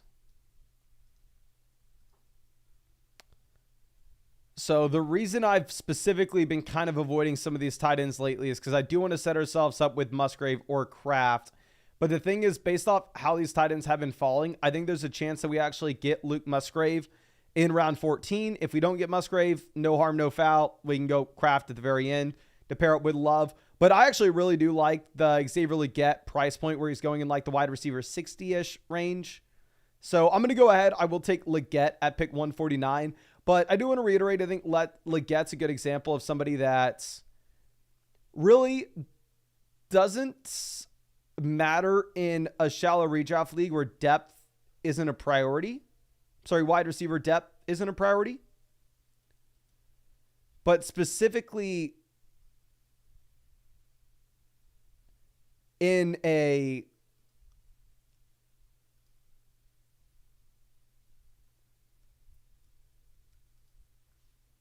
Underdog draft where wide receiver depth's tough to come by. I would rather have Xavier Legette over guys like Demario Douglas. Okay. Now, Luke Musgrave does end up going off the board at 153, so we're not going to get him on the way back around at 164. No harm, no foul. Like I said, we can target Kraft later. Okay. Khalil Herbert goes 156.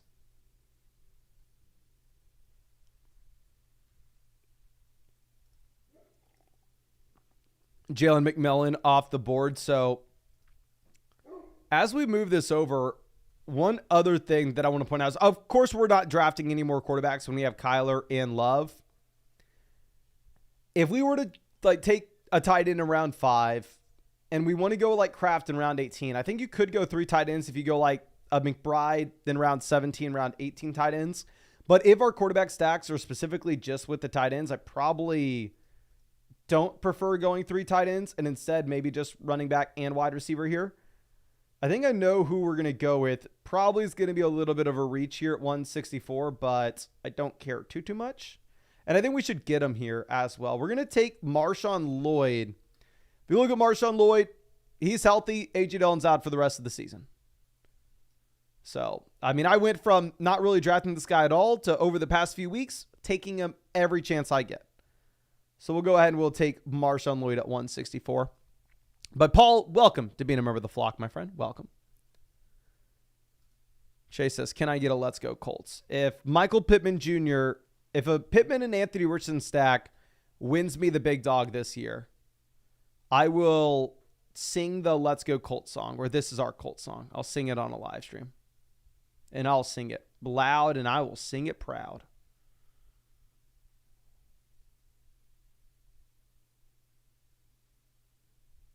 Okay. Bateman off at 170.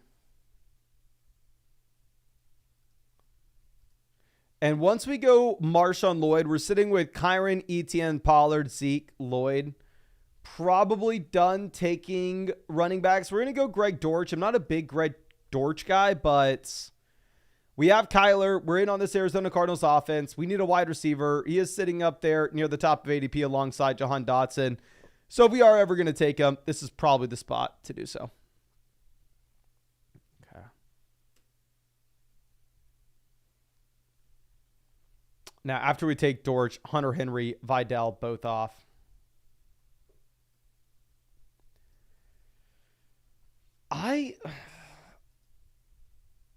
There are a few players that I wish I could just have a time machine, go into the future and see. Oh, this is a good question. If you could ask for the fantasy football finish of a single player, aka you're allowed to ask like, hey, where does Bijan Robinson finish? And you hear RB3 or RB4 or RB28. If you got that answer to one player, who would you ask about? If you had a magical genie, who would it be?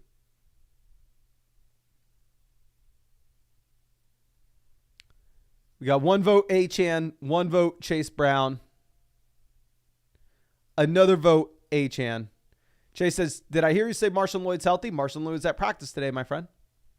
Brees, Keon Coleman, Richardson, Achan, Blake Corum. Achan, London. Higgins, Cup, London. Yeah, my thought process is I would kind of want to ask about a running back that's going to be in a committee. Or I would want to ask about a quarterback because it would kind of give you insight on a few other players as well. Because if you ask like, hey, where does Kyle Pitts finish? I am actually going to take Kate Otten here and we're still going to get Kraft later.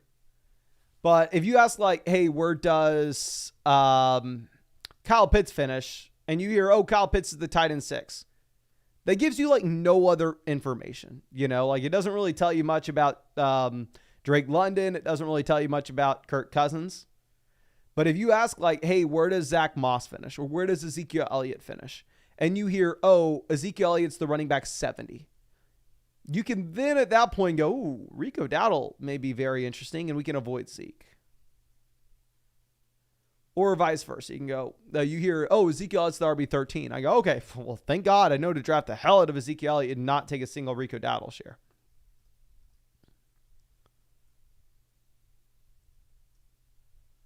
Okay. And yeah, Jay Conway says, if you knew Burrow, you'd know a lot. Yeah, that's the other thing, obviously. You can go through and figure out a QB. And I know I'm an idiot for this, and I'll be the first person to say, Quentin Johnston is a bum. We pretty much all know it at this point. But this is somebody that I am taking after Carson Steele, Cam Akers, and Justice Hill, who are all also bums. So I will add another Big Q to the collection. Come on down, Big Q. And then we're going to queue up a bunch of tight ends here with Tucker Kraft as our first option to get that pairing with Jordan Love. But I think we had 600 likes on this live stream. So let's go ahead. Let's get into another underdog draft. It's going to be the German Shepherd 2. Like I said, this is that $5 buy-in that I highly recommend if you are new to Underdog Fantasy to get in. Yep. Add them to the collection. Realistically, like if I wasn't trying to and of course, another top 7 pick because it's not a high stakes draft. But realistically, if I was trying to get just for fun and I wasn't going to get any idea of where any other player finished, I'd probably ask where Quentin Johnston finishes.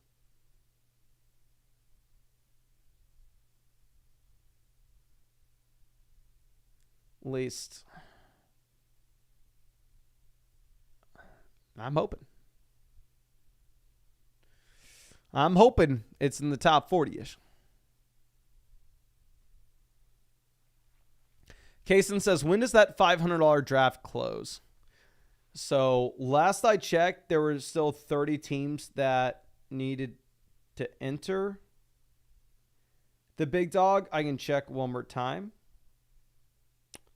I'm going to enter in the $500 draft right now because this will be the last $500 draft of the year. And I want to do 10 of them. So we're going to get in another $500 draft on this live stream. I just entered it. There are 6 spots open. Once that fills, I'll leave this one and go to that one.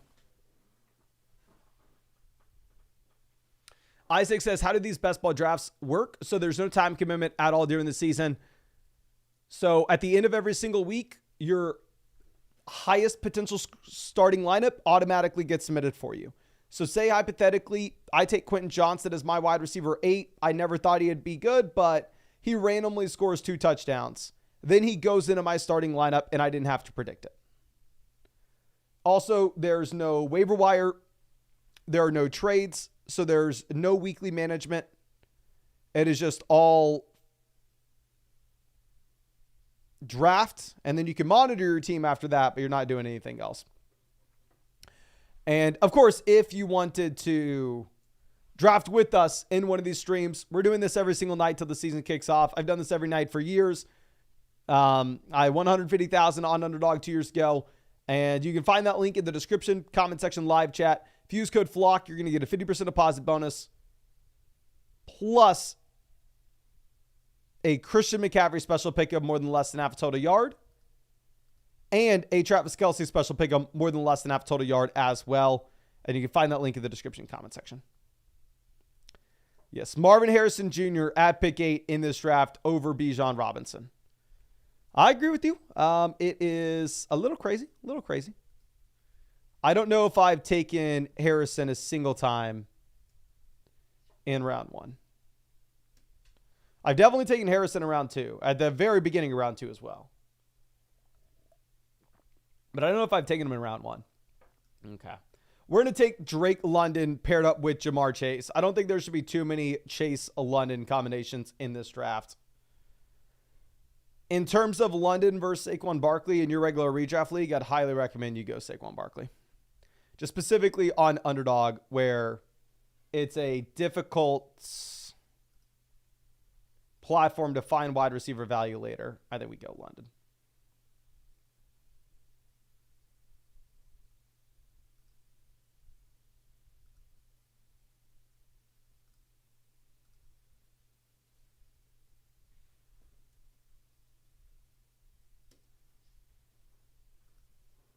Neighbors off 22.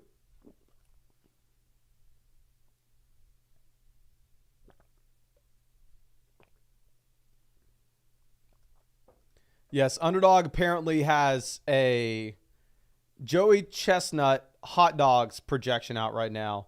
63 and a half higher or lower hot dogs eaten. I don't know. They were doing some. I have no details on it. I saw on Twitter. Maybe it's something like they're partnering with Netflix for some Netflix TV show. I don't know the exact details.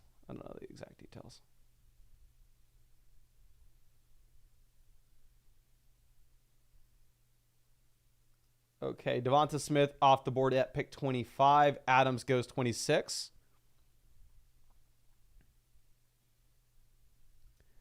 Chase says, how many hot dogs are you taking down, Mason? I grew up only eating hot dogs, fish sticks, and chicken nuggets. From the time I was like, I don't know how old babies start eating solid food. But from that point to probably like 6 years old, I only ate like the garbage meats that are one step ahead of dog food, right? So hot dogs, chicken nuggets, and fish sticks. So now at this point in my life, thinking about eating a hot dog kind of grosses me out. I'll eat sausages, but I can't do a hot dog. I can't do it. But we'll take Mike Evans here at 31 and hope that I don't look like an idiot and hope that we actually can find some running backs later. But if I were to start doing competitive food eating, here's one thing that I kind of want to do on YouTube. I kind of want to just create a food channel and make videos like chicken sandwich tier list. And we go all over Austin. I get like a Popeyes chicken sandwich, a Chick-fil-A chicken sandwich, a Burger King chicken sandwich, a McDonald's chicken sandwich. We take them all out of the wrapper so I don't know what's what. I try each of them and then like rank them all. I would love to do. I think I would love to be a food YouTuber. Like I think I may do that this offseason. But real quick, thank God Trav Snow says the big dog started. I would not have noticed. So let me go ahead. Let's get the big dog here, ladies and gentlemen.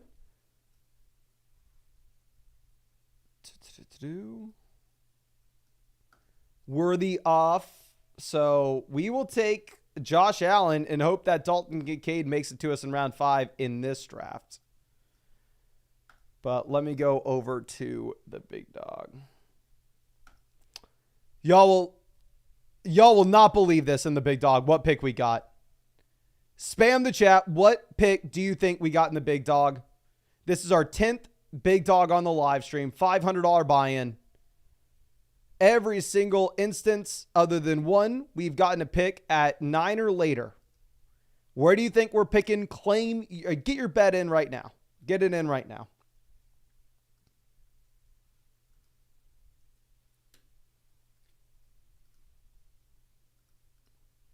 Let's see if anybody had pick number 10, baby. Yes, Underdog loves to give us the high picks and the low buy-ins, the low picks. Why? Why is this another Garrett Wilson team? Why am I stuck doing this?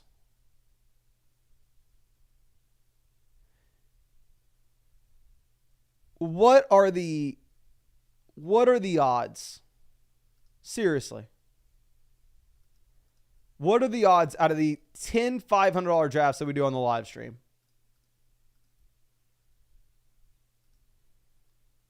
We get picked 9, 10, 11, or 12 in 9 of them. Scandalous says it's the winning spot. I'm hoping it's a blessing. Vinny says to give everyone else a chance. That's the right answer. That is the right answer. But just absolutely brutal. That other draft, we're going to go James Cook in round 5. pair him up with Allen. Okay. All right. So Adams goes at 13 as well as Jonathan Taylor. So we may actually get an exciting player at 15. Nobody's home took Puka Nacua. I did not notice if that was an auto pick or not. Harrison goes, so I will get Jahmyr Gibbs paired up with Garrett Wilson, which I do really like. Don't like pick 10, but I love Jahmyr Gibbs at pick 15. Let's go. Let's freaking go.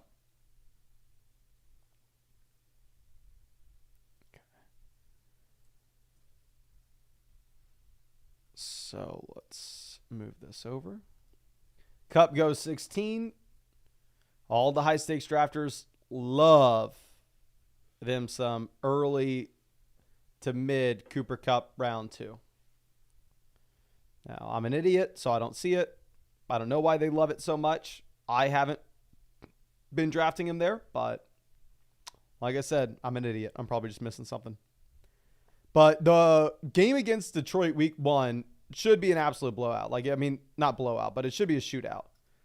So I think you should be extremely excited to start Cooper Cup week 1 against the Lions. I think that may be the highest scoring game this week. Like I said, I already updated my weekly rankings on flockfantasy.com, at least the wide receiver rankings. The video should come out tomorrow.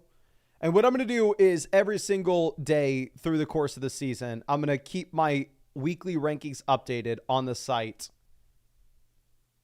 That way, just if there's any injury news, you don't have to rely on it with a YouTube video. You can just go straight to the site and see it. But I have Cooper Kupp ranked wide receiver 14 for week 1. I have Puka at 7. I have St. Brown at 2 for week 1. Okay. Now, Kupp, London, Nico, Debo. Little bit of a run on receiver. Barkley makes it all the way down to 21 for the Amon-Ra St. Brown team. A team at pick 4 is actually a member of the flock in this draft. But I think this is the last $500 draft that we are going to do this year. So it's officially 10 $500 drafts on the live stream, which I think is by far and away the most we've ever done on stream. I could be mistaken, but I believe 10 $500 drafts is by far and away the most we've ever done on stream. I don't want to say it's the most we've ever done, period. But it's the most we've ever streamed for sure. Okay.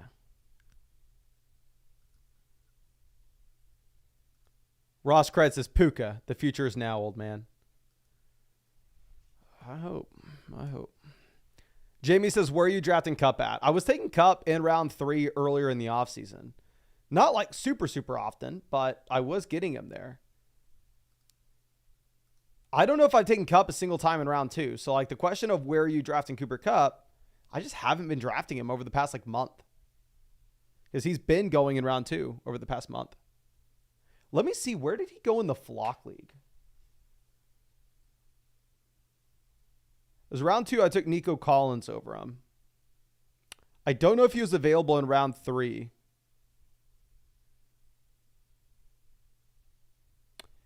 And the flock league, Cooper Kupp went at pick. He went at the 301.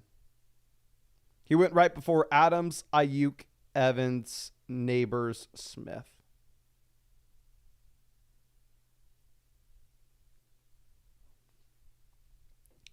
Rashee Rice goes 30. Chase says, who is the biggest faller in the flock league? In terms of a player that fell the most that I wasn't expecting, I mean, there are a bunch of people who like make content and stuff. Like there are a bunch of people in the league that know what's going on. I got Terry McLaurin at the 606. Tank Dell fell to Corey near the end of the 5th. I was an idiot and didn't realize he was on the board, so I took Amari over him, which I wish I wouldn't have done, but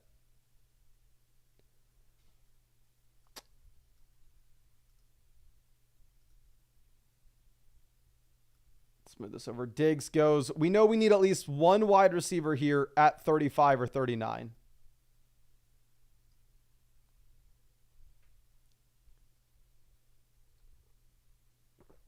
If we go Pacheco, we were stuck taking a wide receiver in round 4, which isn't the worst thing.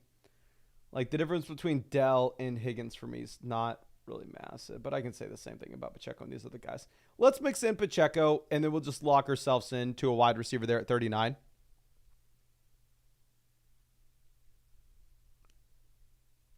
Jalen, yes, flockfantasy.com should have a massive, massive update tomorrow, which I'm very much looking forward to. Okay, Tank Dell off the board at 35.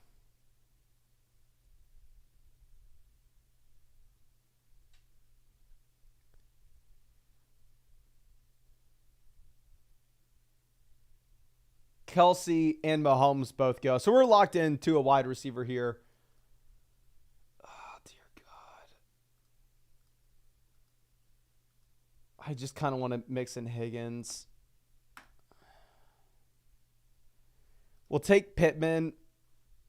It's such an awkward spot because I feel like we've been drafting at 9 or 10, and we've been stuck taking Pittman a ton at pick 39 and 40.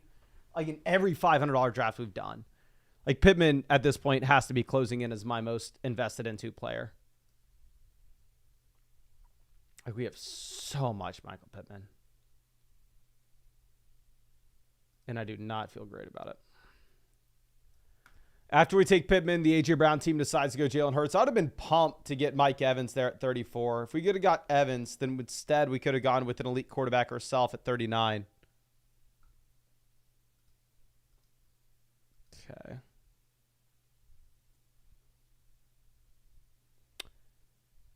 Dave says, is using a high-end tight end as a flex a stupid draft strategy? Yes, it is.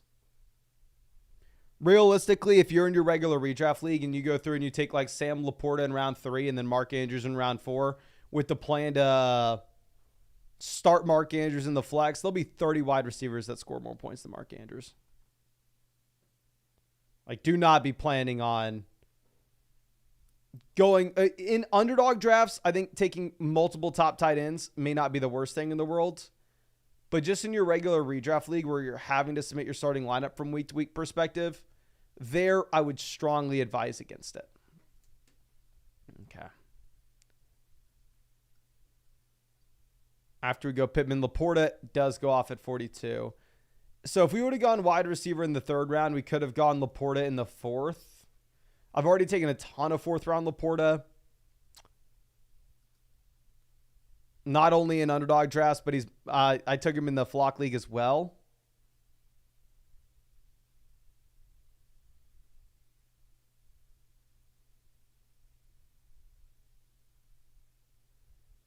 Flowers goes 47.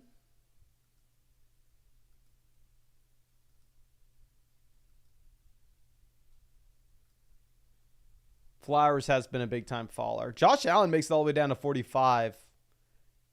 Like I said, Lord Jon Snow is out crushing us in these drafts every night. So really excited about that for him because he should also be in a spot where he can get Kincaid on the way back around in round 5 to pair up with Josh Allen.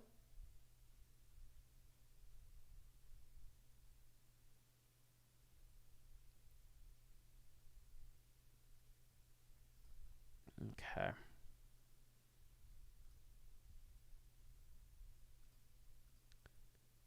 The Elgo doesn't know how to spell, and 2.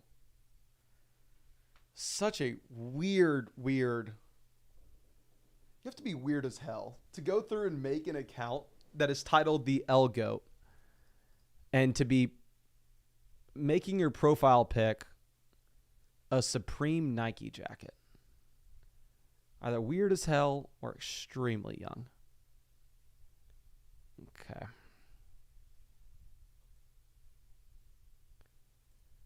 Now, George Pickens off 53. Really do like the Pickens value now in these drafts if you're looking at his wide receiver rankings in general. Just because you have no possibility of Ayuk getting dealt, and Pickens was going in the early 4th of these drafts just a month or 2 ago. Shambles on the clock. Took Laporta in round 4. Really like that team. I don't know why they went Stroud where they did. I know you have Nico and Diggs, but I think you could probably have at least waited till round 6, and you would have almost been guaranteed to get Stroud. The Pounds, I am so sorry I was not able to make the 24-hour stream, my friend. I checked in every once in a while. There were like 2 separate points where I thought that I had like 30 minutes to hop in and do a draft with you. And every time I opened up YouTube, your stream was there. So I clicked on it, looked, and you had like 2 guests at the time, both times I checked. I was hoping that you were kind of by yourself so I could shoot you a message, be like, hey, can you get me the link real quick? But did you make it all 24 hours? And congrats, of course, if you did. I'm assuming you did. Ben says 24-hour stream was lit. I'm sorry I was not able to make it. I promised you I was going to try, and I just wasn't able to, which I'm so sorry about. Okay, but we go Kirk here at 58. And on the way back around at 63, obviously Richardson will kind of be staring at us there. If you look at the Underdog pick'ems, they do have Richardson at like higher or lower 7.5 rushing touchdowns. Just a ridiculous amount of rushing volume.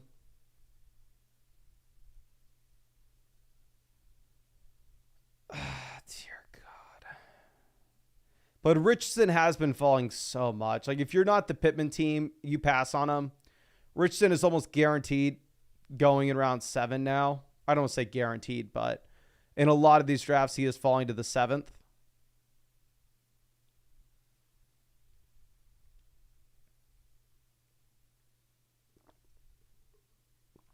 Brian Thomas Jr. off the board at 61.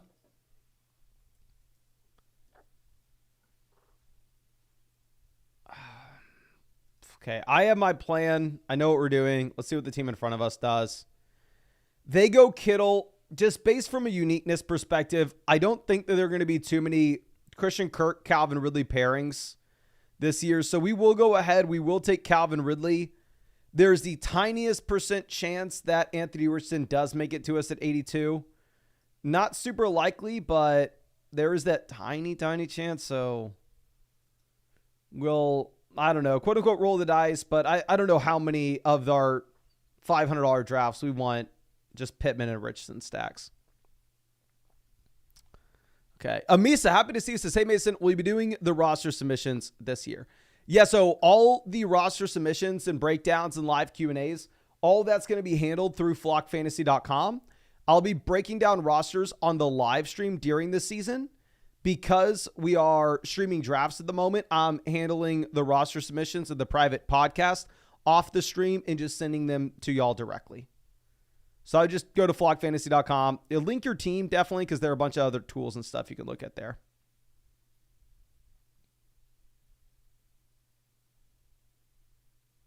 Okay.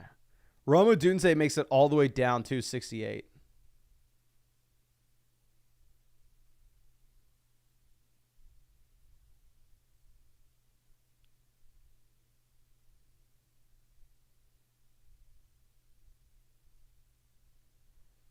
Godwin makes it down to 69.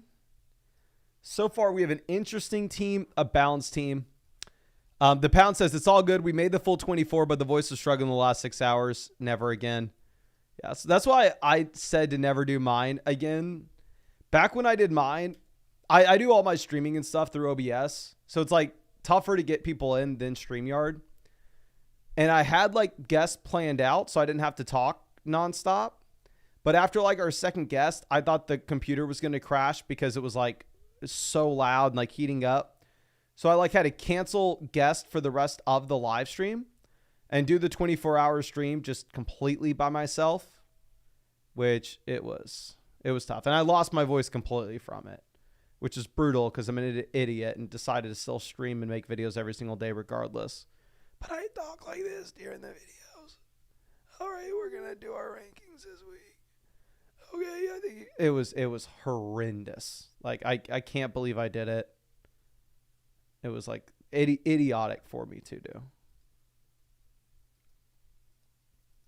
What I should have done is just realize, okay, you can take a couple days off. You don't need to stream every day. You don't need to put out a video every single day. It's okay. It's Okay. But JSN off the board at 74. So we do not get Anthony Richardson making it back to us. Was a long shot, right? But you will see that Anthony Richardson has been falling down a ton in these drafts as of late.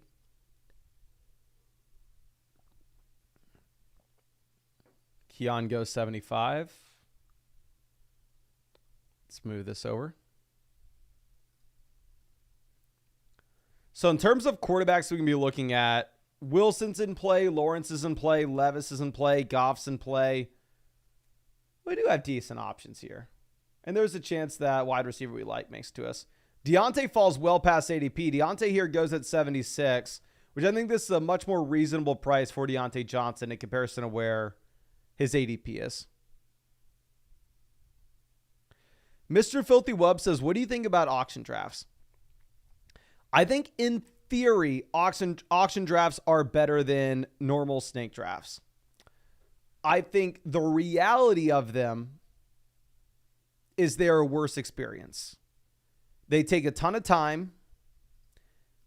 If you have one owner that doesn't know what they're doing, they are going to get absolutely crushed and have zero shot to do anything, which what makes fantasy football of the best game, what makes it beautiful, just like poker, is in poker, the worst player can sit down at a table and they can win that day, right?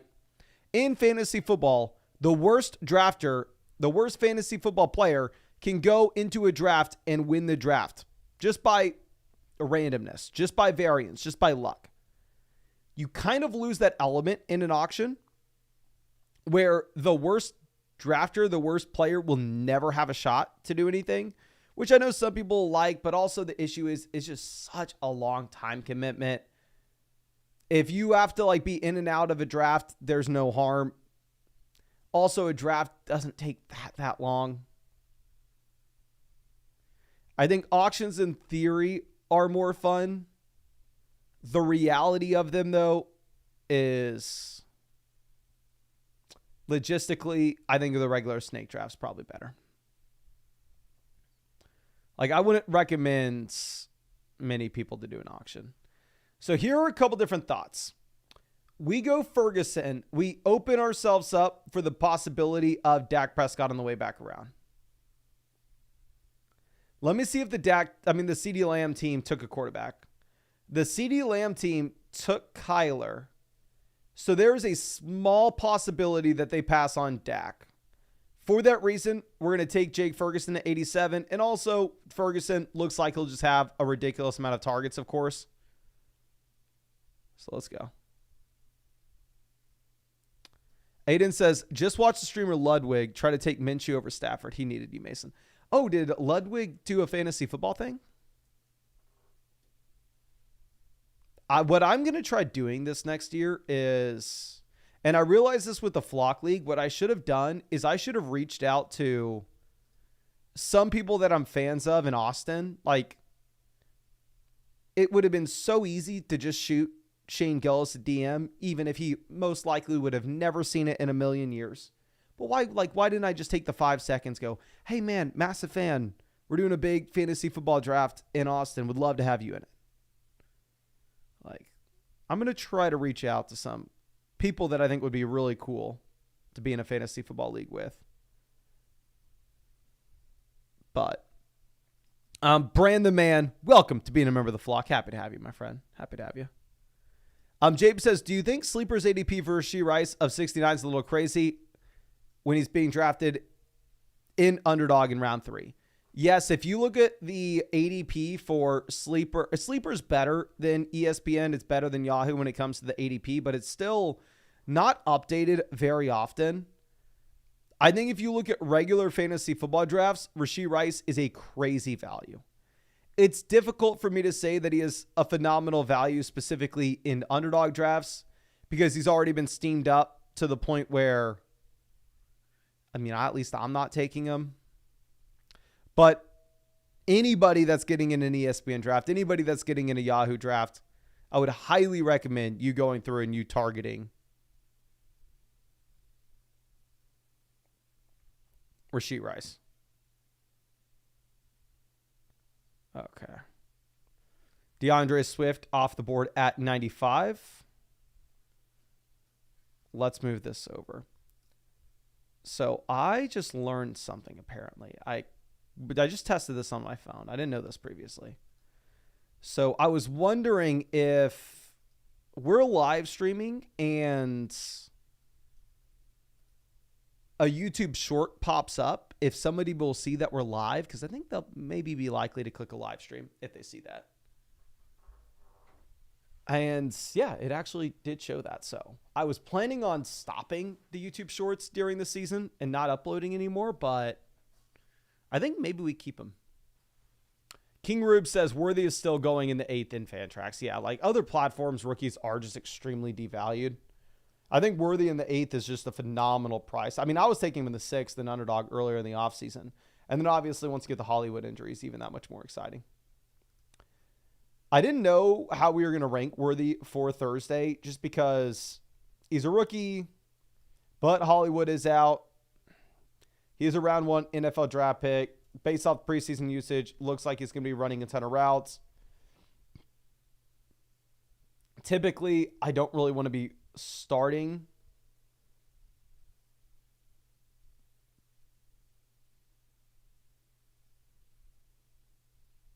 rookies week 1, but it's interesting.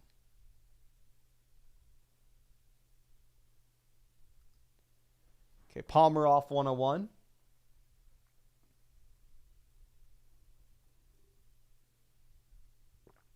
Brian Robinson goes 102.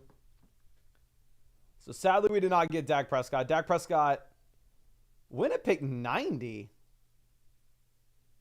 Went unstacked, almost 10 picks ahead ADP. That's surprising.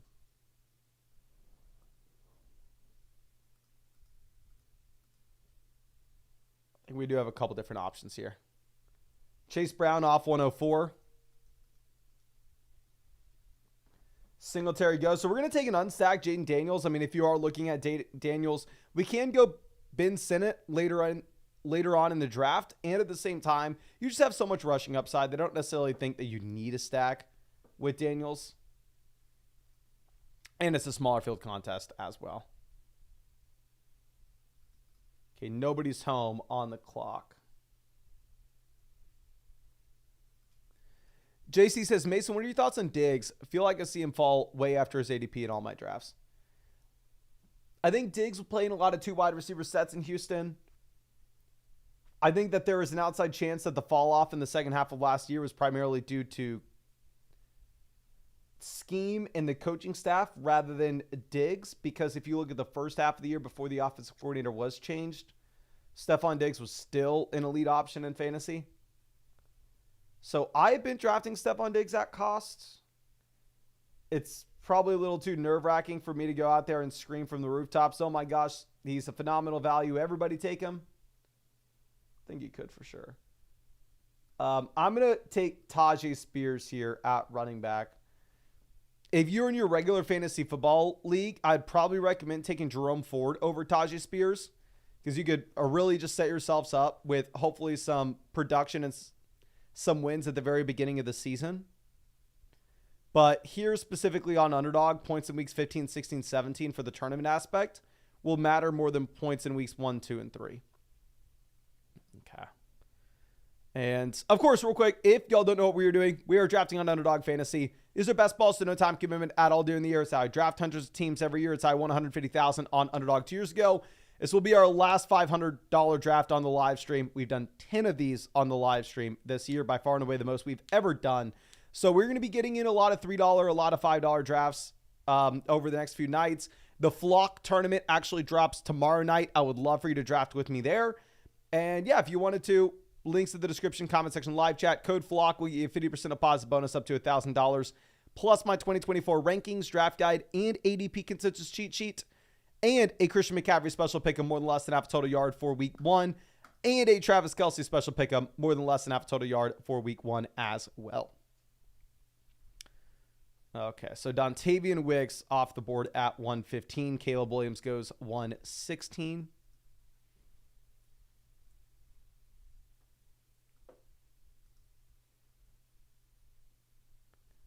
Kadarius Tony says, are we doing another draft after this? I believe the next like button goal is 1,200. If we hit 1,200 likes on the stream, we'll fire up, I want to say, our 4th or 5th draft. I can't remember. Looks like we've almost had 15,000 likes on this stream. So if about 1 out of every 11 of y'all go down there and hit that like button, we will get another draft going. 1 out of every 11 people to hit that like button. Okay, Brock Purdy off the board at 118.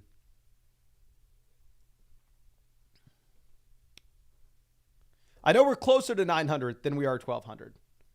But we've done 3 full drafts and 2 half drafts on a stream. It's going to be like getting our 5th draft in after this. We're definitely closer to 900 than we are 1,200. I'll say that. Jerome Ford off at 120. I think we have a very well-balanced team where it's not like we're sitting here and we're not stressing that any particular position makes it back to us. Obviously, there are some players that I like. There's some players that I don't really like.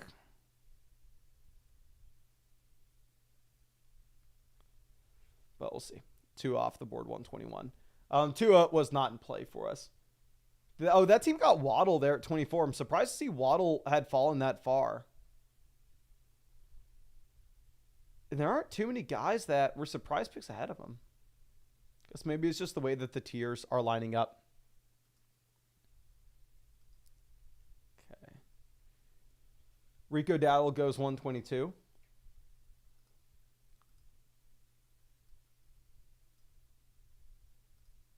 Myers off. So we could go Jared Goff, pair Goff up with Jahmyr Gibbs. Not the most appealing move in the world. I am just really in on the Lions this year because y'all know I typically trust Sportsbook's projections, and they do have the Lions as the 2nd highest scoring team in the league this season. So I do have a lot of Jared Goff. I have a decent amount of Jahmyr Gibbs. I have a lot of Amon-Ra St. Brown. And a ton of Sam Laporta as well. But I feel comfortable with this. Like if you look at Sportsbook's projections for week 1, the Detroit Lions are actually currently projected to be the highest scoring offense in the league for week 1, going up against the Rams. Mainly because also the Niners have a really tough matchup going up against the Jets.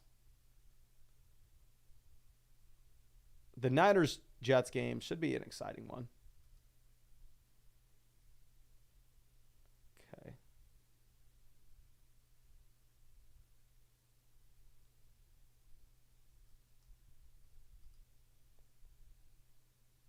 So there's another... Actually, Lawrence is off, right? Yeah, where did Lawrence go? Lawrence went before we even took Spears. He went to pick 110. I was going to say we could have potentially gone Lawrence for Kirk.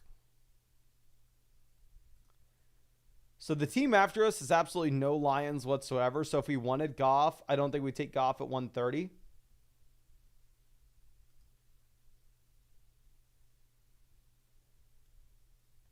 Eckler goes. Maybe we take Gabe Davis, pair him with Christian Kirk, and say either the Jacksonville Jaguars passing offense is better than people expect this year, or maybe Brian Thomas Jr. isn't relevant, which I'm not necessarily expecting, right? But you'd have to think about the entire range of outcomes. I wasn't expecting Quentin Johnston to be a bum, and that ended up happening.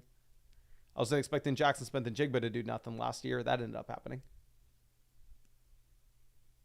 Yeah, the only guy that I'm underweight with in Detroit is I've not drafted a lot of David Montgomery. Because I feel like the David Montgomery price point, people are pricing in that he for sure has the red zone role. And I think while there's a chance that he has the red zone role, I don't think it's a guarantee. So I've drafted a lot. I'm overweight pretty much all Lions rather than Montgomery. Just because I think there's a chance that Jahmyr Gibbs turns into prime Alvin Kamara. Or prime Aaron Jones. Prime Austin Eckler. Where he's not going to see every touch out of the backfield, but he's going to see all the high value touches. He's going to have all the red zone work, and at the same time, he's going to have all the targets out of the backfield. Okay. And yeah, I will go ahead and I'll take Jared Goff here for the raw points at 135. Pair him up with Jahmyr Gibbs. Smaller field contest. Massive spike weeks, and the stacks don't matter as much.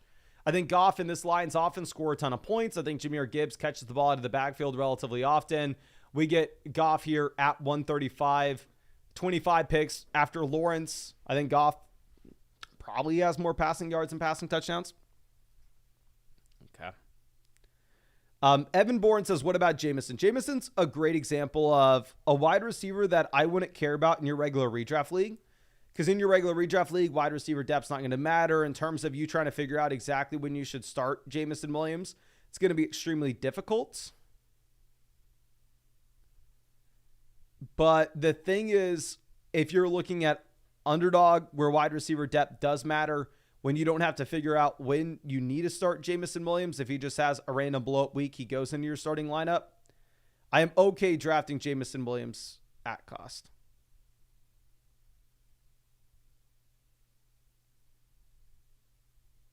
Okay.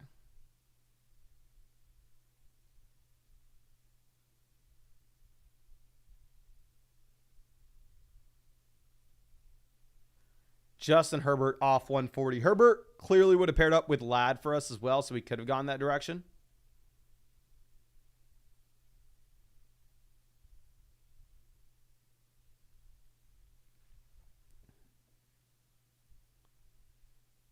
Let's move this down.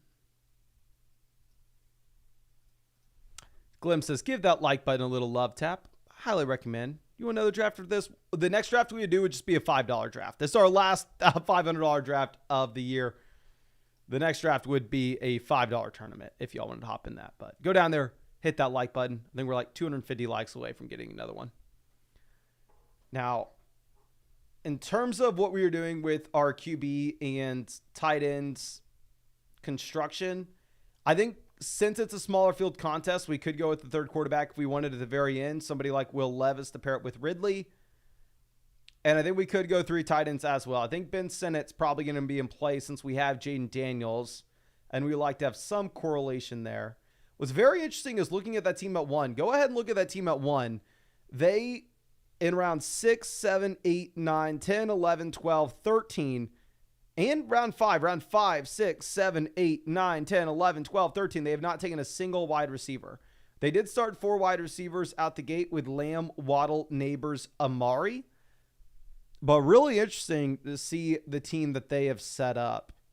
In terms of if there's anything that I potentially would have done different, I think instead of going Bo Chandler and Algier, maybe I mix in Xavier Legette or Josh Downs at that pick. But really interesting to see that squad. And interesting to see the team that took Anthony Richardson pass on Josh Downs in favor of Jaleel there. Okay.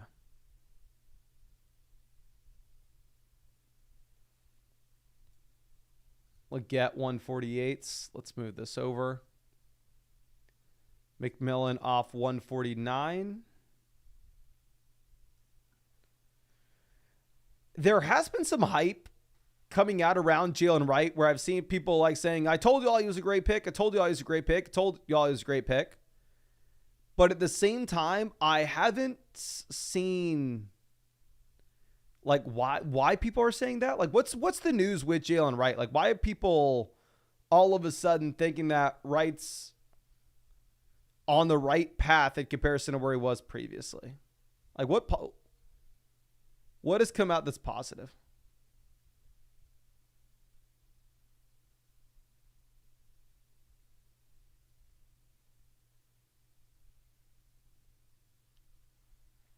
Okay.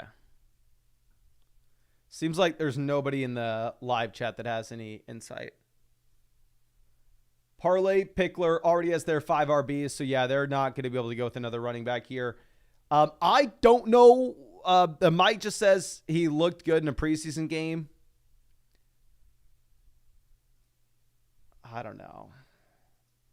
We'll go ahead and we'll take him. I'm not super in on Jalen Wright, but there were a lot of running back points scored last year. It's probably idiotic to be going through and making that your justification to take one of these guys.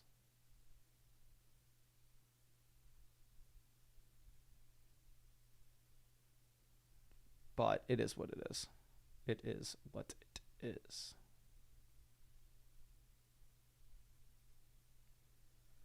Noah Fant goes 155. Ray Davis goes 156. Ooh. Bucky Irving off the board. What are we doing here? What are we doing? I have no idea. Could go with the Matthew Stafford unstacked. Just get the raw points. Go to Marcus Robinson later. Could go Jordan Mason and get the almost guaranteed backup for McCaffrey with Elijah Mitchell on the IR.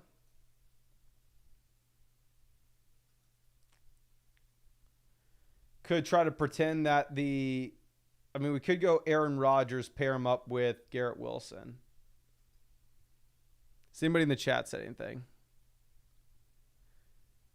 We'll go Jordan Mason primarily because he has a phenomenal name.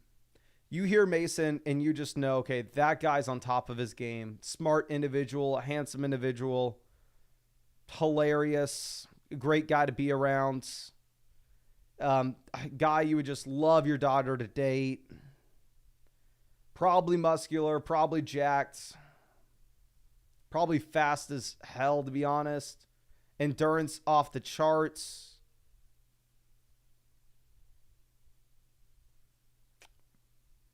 Yeah, I don't know. At least that's what I associate with the name Mason. I'm assuming that's what everybody else does as well. So we'll go ahead and we will take him here at 159 for that reason. But anyway, Josh says, just finished a 12-team PPR. Thoughts on the team? Stroud, Mixon, Najee, Puka, Adams, Pittman, Laporta. Oh, Laporta makes this team extremely strong. Pickens. And on the bench, Kirk, Hollywood, Chandler, Zeke, Shaheed, and Jordan Mason. Honestly, really like the team in a 12-team format. If you could take like Hollywood and Pittman, make a 2-for-1 deal and get up to a Waddle, Nico Collins player, I think that would make a lot of sense if we could. Frank says, man does one Iron Man and thinks he's Rocky. It's pretty funny, my friend. Yeah. And then Serenity says, I associate Mason as the type of guy to win a couple $100,000 on Underdog 2 years ago. That is true. You also hear Mason and you go, okay, this guy just prints cash. Tyler says, traded Tyreek Cook off my contending roster for Lamb. Depth's kind of rough right now. Wait, when you say contending roster, I'm assuming you mean this is Dynasty. If that's Dynasty, immaculate. If it's redraft, I don't like it. Who do we flex week 1 between Mostert, Watson, Shakir, JSN? Happy BR format, I'm for sure going Mostert. For sure. Brazy, welcome being a member of the flock, my friend. Nori says, Mason, how's your girlfriend doing up there with the antenna? I told her that this live stream would not go on nearly this long, so I'm sure her arm's getting tired. Maybe hoping she's not asleep. If this live stream starts getting a little shaky, let me know with the connection. And I'll lower the window and I'll yell up at her to make sure she's staying awake. Because it's getting a little late out here. Okay. Vidal off the board.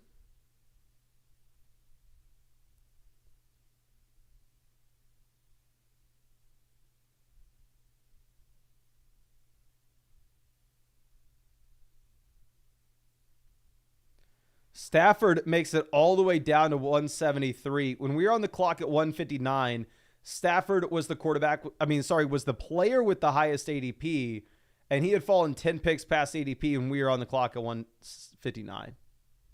So for him to fall another like 14 picks is kind of nuts. Let's move this over. But since we are now done at running back, I do think we put ourselves in a position where we could potentially take a third quarterback. We could potentially take 3 tight ends. Sebastian says, how do I send the team review on flockfantasy.com? It's asking me to confirm my picks, but I don't see an option to do so. Just press the little box that says confirm my picks when you're filling out your team. With the redesign, we should hopefully have it where you don't have to press that box for a redraft team. But that was because we used the site for Dynasty through the offseason. So we wanted people to confirm their rookie picks. In Dynasty, obviously, you don't need to confirm your picks in redraft. You don't have any picks in redraft. Thank God we passed on Staff. You know how dumb I would have felt if we took an unstacked Stafford in round 14 and couldn't take Aaron Rodgers 20 picks past ADP to pair up with Garrett Wilson. We'll take Rodgers here. Super easy pick. And then we are just wide receiver and tight end through the rest of this draft. Okay, Hunter Henry goes at 180. Love to see Bo Nix and Drake May go off immediately after Aaron Rodgers. Makes me feel very good about the Rodgers pick. Justice Hill goes. We're going to take Ben Sinnott here to pair up with a Mr. Jaden Daniels. Ooh, this team's nice. For a team that we get stuck at pick 10, I think we're solid. I think we are in a decent spot.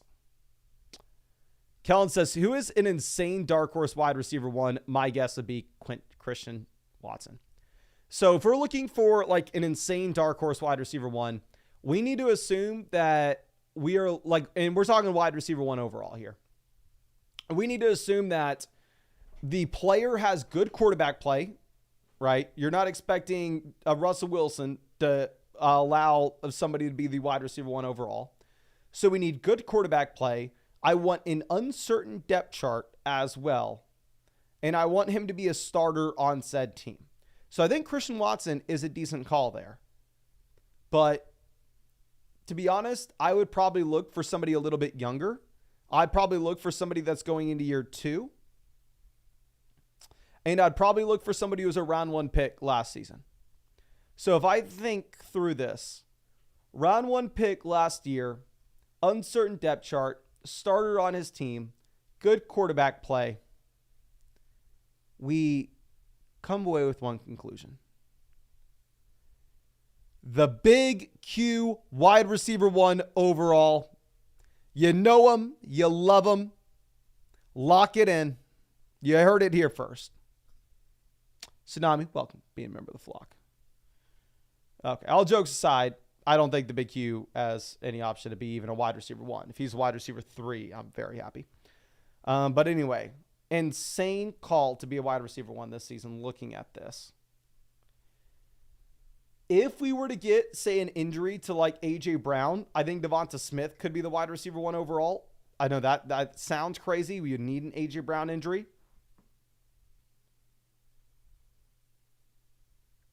Outside of that, it's just so hard to envision. The thing why people love taking wide receivers early is they're so easy to project. Typically, you know who's going to be at the top of the position when it's all said and done. Very rarely do you get like a Cooper Kupp season from 2-3 years ago where a player comes from round 4 to be the wide receiver one overall.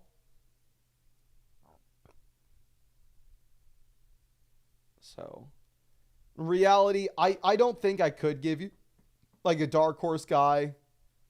I think Christian Watson, like I would give you 200 to 1 odds that he is not the wide receiver one overall.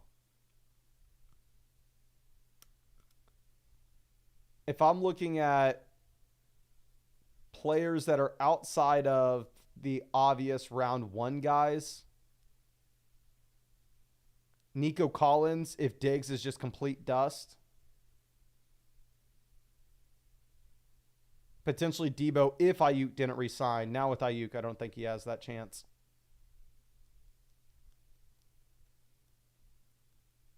Waddle if you were to get a Tyreek injury. But I mean, the probability of those things happening are just so slim. So slim. And remember, hit that like button. If we hit 1,200 likes, we are getting another draft going. But I think it is a very good question. If you had to go through and choose a dark horse, we're talking past the first 3 rounds in underdog drafts. You can see the draft board here.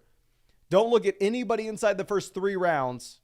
Who would have a shot to be the wide receiver one overall this year? I'm not, my imagination's garbage. It's hard for me to see that, but. Ren says Michael Pittman. Jaden says Sutton. I'm assuming y'all are joking with this. Dan says Brian Thomas Jr. Josh says Pickens. If all of a sudden, say Russ turns back into prime Russell Wilson, and we learn that, oh my gosh, it was just Denver all along, and George Pickens is the only guy there, You could see it, but you would literally need Russ to be prime Russell Wilson, which isn't happening. Okay. I think we go Malachi Corley here as our 7th receiver. Our 2nd rookie receiver as well. And we just go kind of all in on this Jets offense with Garrett Wilson, Malachi Corley, and Aaron Rodgers. Ron says T if Chase doesn't play. Yeah, I think T could have top 5 wide receiver upside if Chase misses this season, which I don't think happens. Okay. After we take Corley, I think we probably want to take a 3rd tight end. If this was Best Ball Mania, I think it'd make a very strong argument to just take the 8th wide receiver. But specifically in a smaller field contest, I feel comfortable just going through, taking the 3rd tight end, playing it safe, raising our median projection.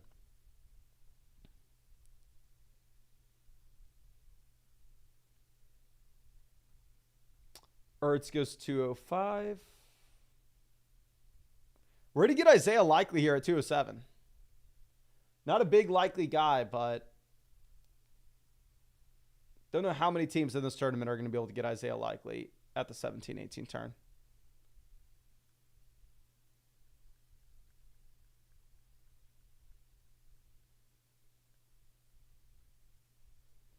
Tucker goes. So we will take Likely here as our 3rd tight end. But let me check, see how many of y'all hit that like button. Looks like, sadly, we will not be getting another draft underway, but no worries. It means I can tell the girlfriend she can come down from the roof. Doesn't need to hold up the antenna anymore. But I think that should be it for this stream. I think this should be it for the $500 drafts. I think we did 10 $500 drafts this year on the live stream. So by far and away more than we've ever done. But we're going to be getting in a lot of $5 drafts, a lot of $3 drafts. I do want to remind y'all, Underdog is the best place to get into an extra fantasy football draft this year because there's no time commitment at all during the season. It's how I draft hundreds of teams every year. It's how I won 150,000 on the live stream 2 years ago. And if you use code FLOCK, you're going to get a 50% deposit bonus up to $1,000.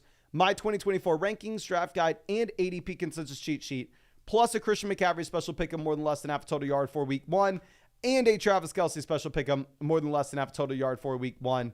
So make sure you take advantage of that with the link in the description, comment section, live chat. But much love. Really do appreciate you. And really hope I get to see you out with the live stream tomorrow night.